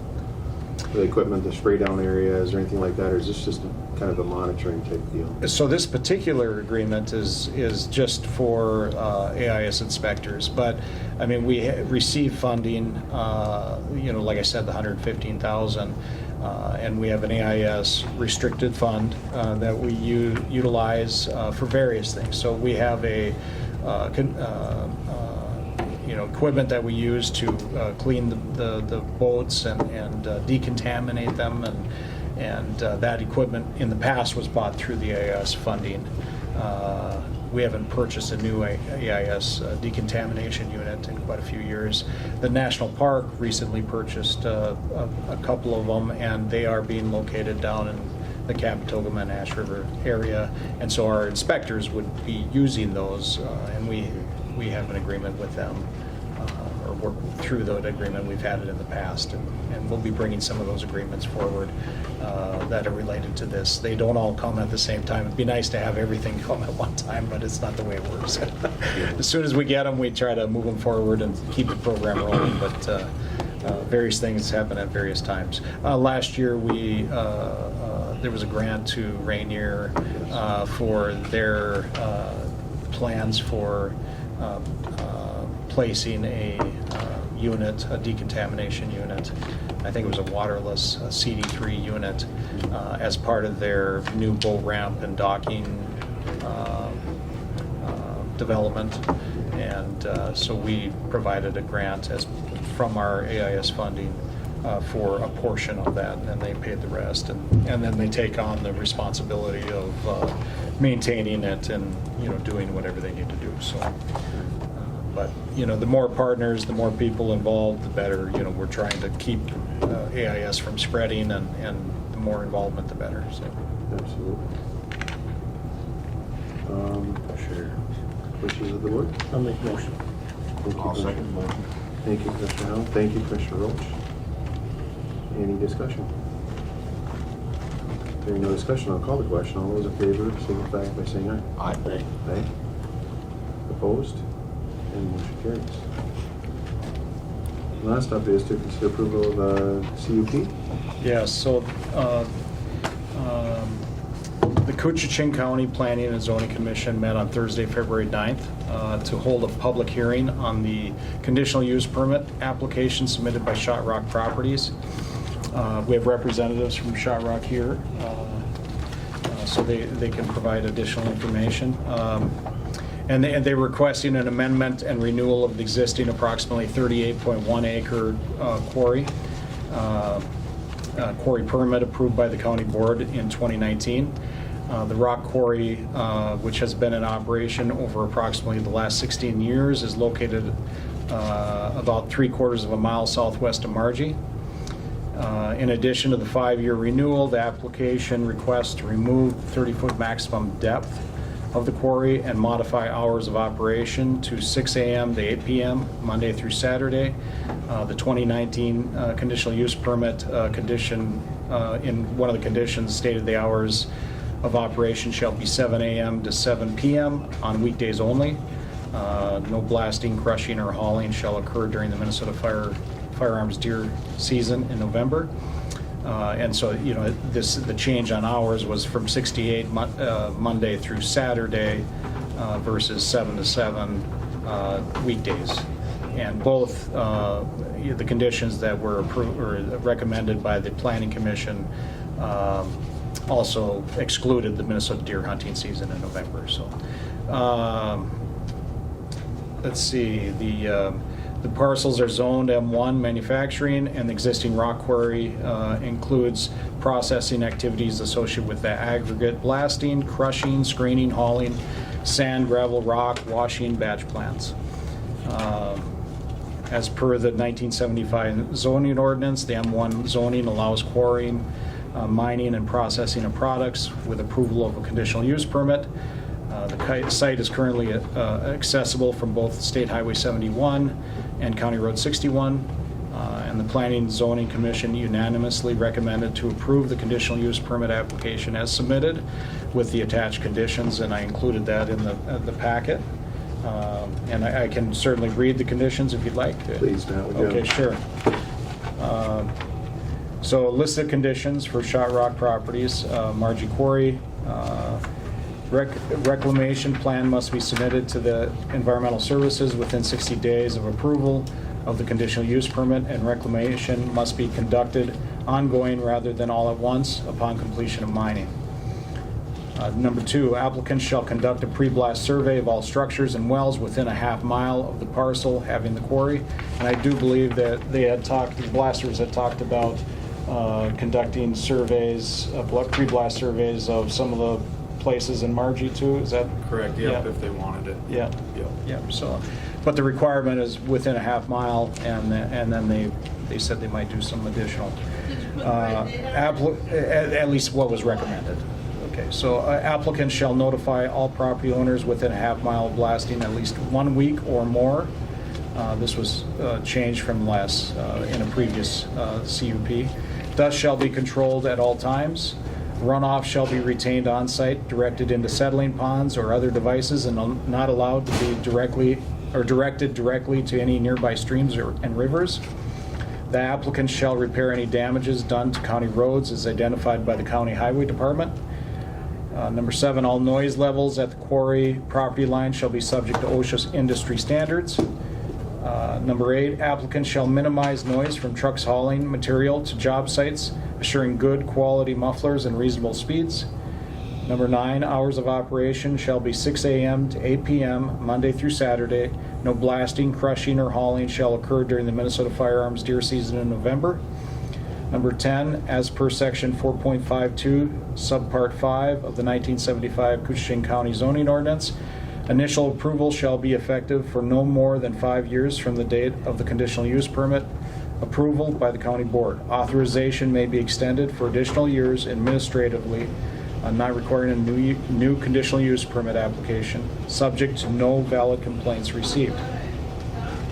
And then number 11, require 2 water monitoring wells on or near the site and to conduct yearly testing of each well for both water quantity and water quality and maintain related records. Elevation of the bottom of the wells must be lower than the bottom elevation of the quarry. Owner must maintain seismograph data records related to quarry activities. Owner must provide said records to the county upon request. And that number 11 was updated to try to clearly define the testing requirements related to the wells. I know that the applicants had some questions about that, and I don't know if you want to My only question, I know with the plan, so we have currently 2 monitoring wells which are at the top of the rock. I know it says 2 that are greater than the floor. I guess I would ask just do 1 because it is over $30,000 to put one of those wells in. So we still continue the 2 that we have currently and then do 1 deep well, if that makes sense, instead of 2. Just like I said, they are 30 grand a pop. So Below the lowest level of the existing. yeah, that well would always be lower than the existing floor. Can we do water? Can we do quantity and quality out of that if it's necessary? Well, sure. Yeah, we had 2 before because that was the previous conditional use permit condition. At a 30-foot depth, though. It didn't specify a depth, and so in this conditional use permit, the recommendation by the planning commission was to clearly define, or give more clarity as far as monitoring wells and what we're requiring of the applicant. I think it's really important. I think the intent in the previous conditional use permit was to monitor water quality and water quantity, but we didn't say it in the actual document. And so clarifying this, I think, is a good thing. And I do think that 1 well we can monitor both, and I assume they'd continue to monitor water quantity in the other 2 wells that you currently have. We would do on everything, all 3 of them. Okay. Or 3, whatever. Okay, water quality and water quantity on all 3. The 1 what you're suggesting is only 1 would Just be. 1 at that deep. Yeah, 1 deep that we'll keep deeper than the floor of the quarry. And then at the planning commission meeting, we had various comments related to some people opposed to the project and some people in favor. We checked with the sheriff's department as far as complaints on the operation. There was 1 in 2020 from one of the local residents, and it was addressed at that time. And all that information is in the packet. And so, what happened, the sheriff's department called me, and then I followed up with the applicant here and talked to him about the complaint. I think it was related to some noise or... It was a water pump. They had said we were running equipment, which at that time all we had was a water pump running. Yeah, and then we also talked about signage and adding some additional information related to information on a sign at the entrance of the facility. And then at the meeting, we did talk about gates, securing the gates and making sure that the gates get secured. So there was a few things brought up at the meeting that dealt with the gates, I think. Correct. And I didn't know if you guys had made a plan as far as how you're going to make sure those gates get secured. Yeah, we'll have to. I know we are looking at putting some cameras up on them too, that we can actually see right from our office that are live streamed. So obviously at the last meeting, it sounded like some people were in there, so we are going to be probably putting cameras in there. So we'll do that. So. Do you have people going in and out of there just to get the random load once in a while?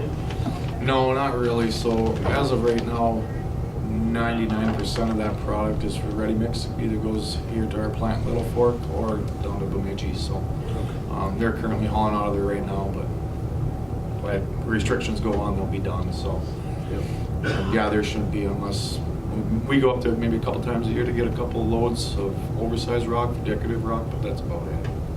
And then once the drillers and blasters start moving in and the crusher, they're there. But they're also there every day. So.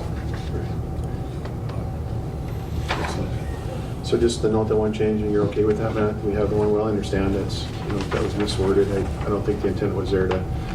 Yeah, we'll have to, we should, on the water quantity, we'll have to see what we're after there, or just see what we're after. I mean, do I throw a pump in it?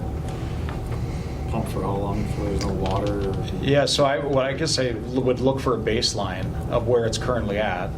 Okay. And then if it changes, you have to notify us. I mean, you have to let us know. The only reason I things asked, change. I do think that one in that deep hole, I think we'll be able to suck that one up fairly fast. It'll be the two up top, that's where your actual aquifer is. So, I mean, I don't know that we'd run that one out of water. Sure. So that's why I say I don't know what that standard is, just for the water quantity. Height limit. Correct. Yeah, you just say how many. How deep it is in the pipe.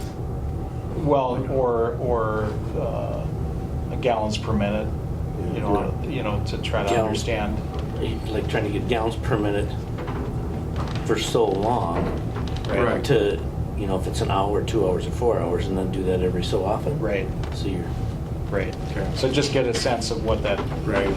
That. And then as far as the wells, yeah, you just gotta get a baseline and make sure it's staying consistent or nothing's going through the roof. I got a feeling you won't run out of water.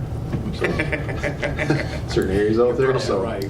Yeah, but I think there's a gallon per minute flow max or over, and whatever that is plus, I think would be appropriate to start out with, and then kind of go from there too.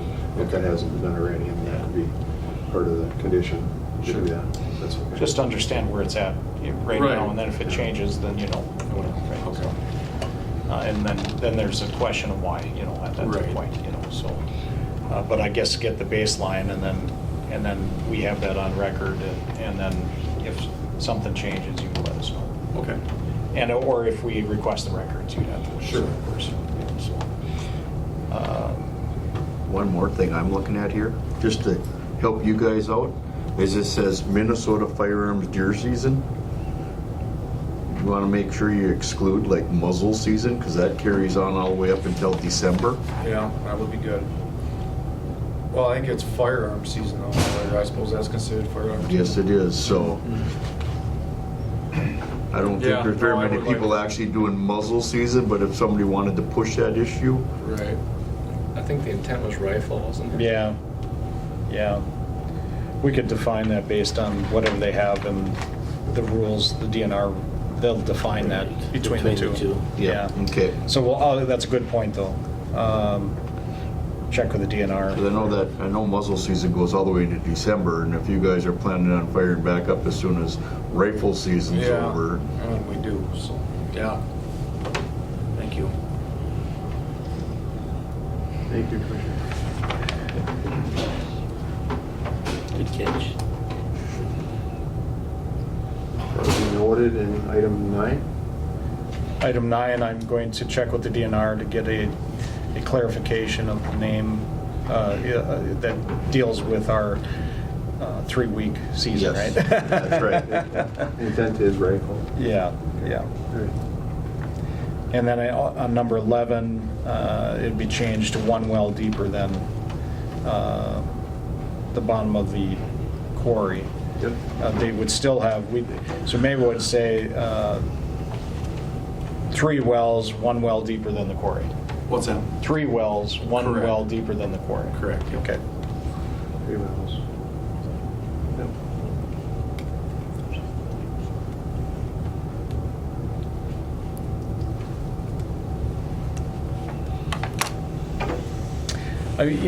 There was some discussion during the meeting related to why they operate, when they operate, and maybe you can share with them, some of that information related to, the question was, why not come in June when there's less people there? Why do you come in the fall? Well, by the time you get in, you drill, you blast, dewater, you get up there and work, it's always going to be later in the year regardless. Drilling takes a month. Blasting obviously is just a few days, but then the dewatering can take a month to 2 months too, depending on how much you're pumping. So that's why it also gets down there. The other thing is we need, now where our plants sit in, we're stuck until almost the middle of June by the time they lift restrictions, and then the 2-week grace period is. So our plants can't even move out of a location until the middle of June regardless. So, and then usually we're bumping into our state projects, county projects, and getting them done in the spring. A lot of them completions are in July, August. So it always ends up putting us back towards the middle or the later part of the summer to get up there. So, and we are, I think, 2020, I think we had 17 or 18 working days. Otherwise, it's only been around 12 working days up there of actual crushing. So. And then there was a comment from the DNR that they had a list of different questions related to different environmental concerns. And I believe that the applicant addressed those very well. Maybe you want to share a little bit of information about the answers to those questions related to the DNR's questions. Yeah, a lot of those questions were regarding water leaving the site. This site in particular, we have set up and graded it to everything that goes into the hole that's on the site, so there is no runoff out of this parcel of land even. All goes in the hole. Then we do have a pond dug that all the water that gets pumped goes into a pond, and that goes into the soil and out. There is a berm that goes all the way around this thing except for the gates are. That's a minimum of 8 to 10 feet high, higher in places. So all the water is completely contained in there, and that was a lot of the DNR stuff was that no water would leave the site. So I think that's a lot of it. It's a very unique site. It's not very many sites that you can actually do that with. This happens to be one of them. So maybe explain what happens with the water. You pump the pit that you're going to be working in. Where does it go? We pump that into a settling pond, and then that just settles out and infiltrates through the ground, in the soil. So, yeah. And then, we got an MNG 49 permit, so that's controlled by the MPCA, which is a state. So there's different things. If we pump a certain gallons of water, then it triggers another permit. Yep.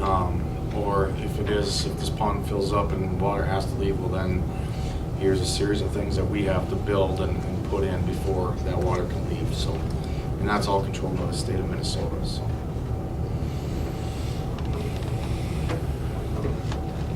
Yeah, we did have some concern with some of the wildlife and stuff out there. However, the wildlife probably walk up to you and watch you while you're working out there sometimes. Like I said, I should.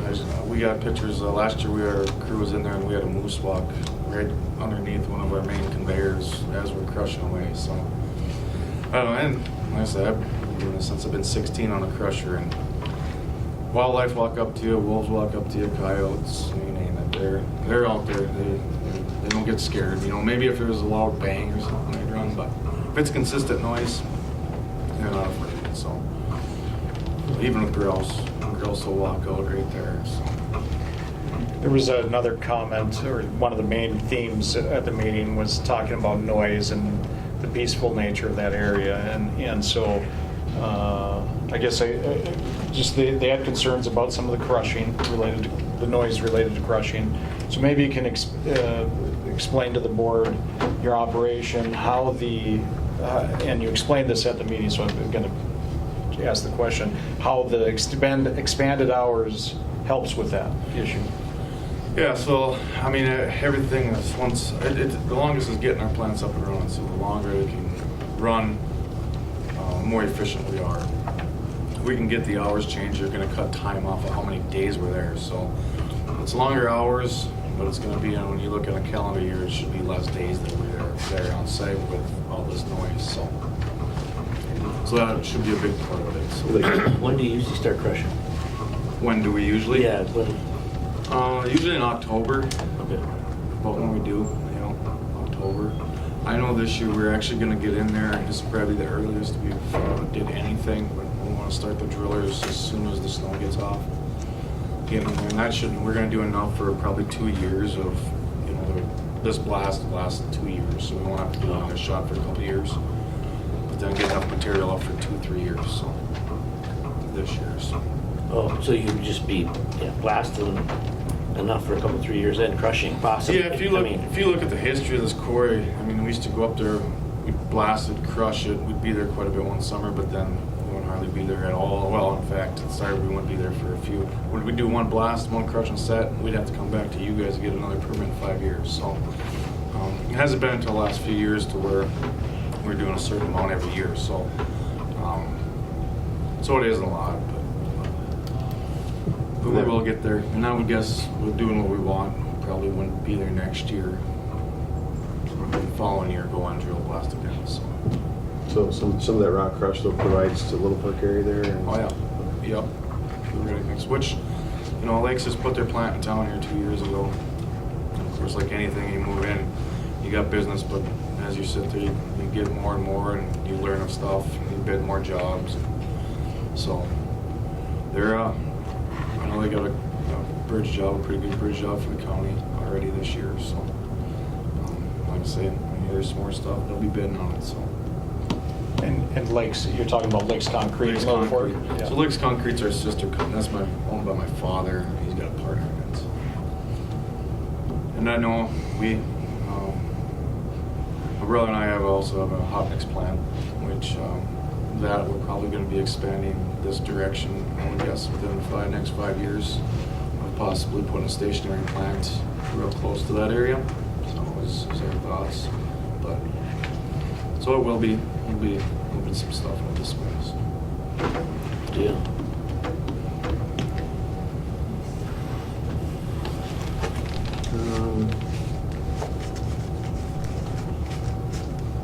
These look okay for the I think so. Yep.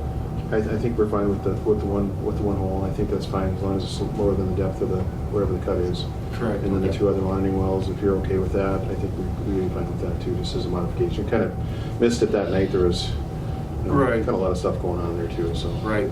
Yep. Keep track of that. So thank you, Matt. Yeah, well, that was something they brought up. So yeah. Oh yeah, absolutely. I shared with them the information, and then they gave some feedback. So just like everybody, they have the ability to provide that. So, and if it makes sense, I don't see any issue with it. So. All right. Well, if the snow ever goes, and we ever might be able to get in there, right? So. Right. But all right. Well, is there anything else you want to add? I have nothing at this point. No, there's really no public comment here to speak of. So I guess with that, we'll move forward. And wishes of the board. I'll make the motion. I'll second it. Thank you, Commissioner Howell. Thank you, Commissioner Roach. Anything further from anyone? All right. If there's nothing else, I'll call the question. All those in favor signify by saying aye. Aye. Aye. Opposed? And motion carries. Thank you. Thank you. Thank you for hanging out. Thank you guys Apologize very for the much. time, but Yep. good luck this year. Alrighty. Thank you. Thank you. And the one other thing I just wanted to, is Whitney here? Oh, Whitney's here. Yeah. I had to do a little spin here.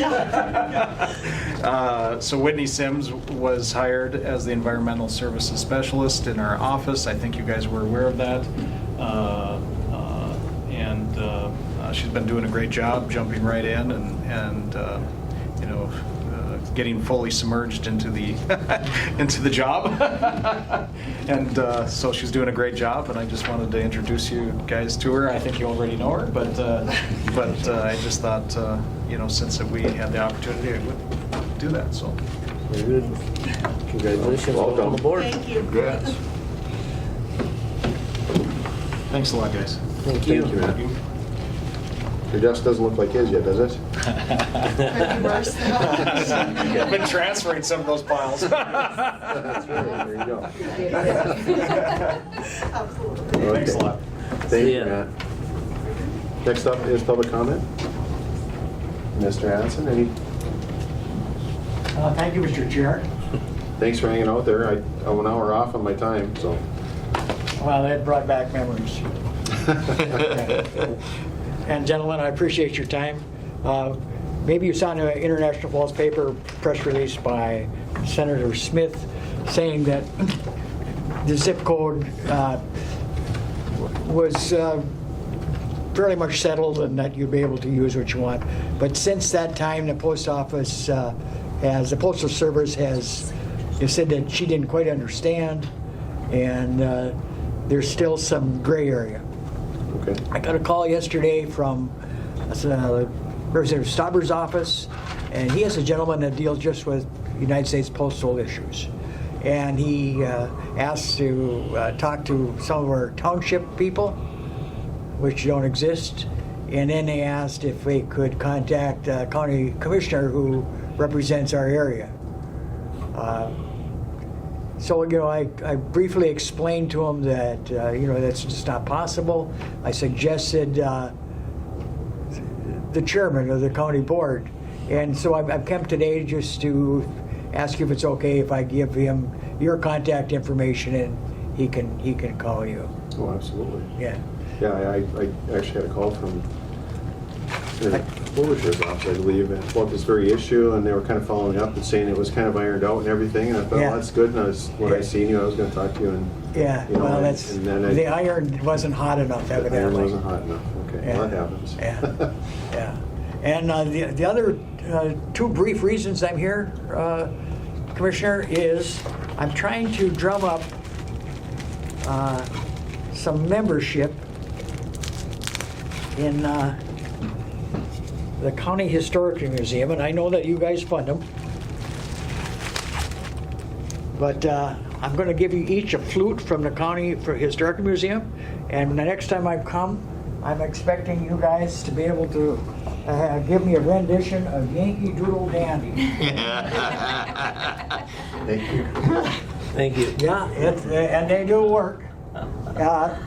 Individual memberships, $20. And, the girls over there are doing a great job, but I'm just trying to help them out a little bit. And then lastly, I like to have handouts, as you know. And these are this is actually from the end of the rainbow. So, you'll have something to remember Burchill by.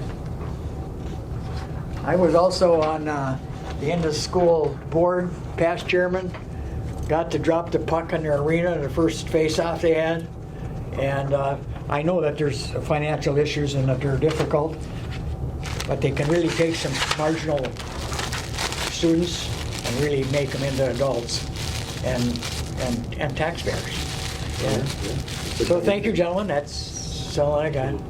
Well, thank you. Yeah. Do you know how to play Yankee Doodle Dandy, or? Yeah. No, I'm more into operettas. So I'll be back. Thanks, guys. Thank you. Thank you. Is there anyone else for public comment? No other public comment? I will accept a motion to adjourn. I'll make that motion. Thank you. Second. Thank you, Commissioner Roach. Thank you, Commissioner Hell. All those in favor of adjourn say aye. Aye. Aye. Opposed? And motion carries. We are adjourned.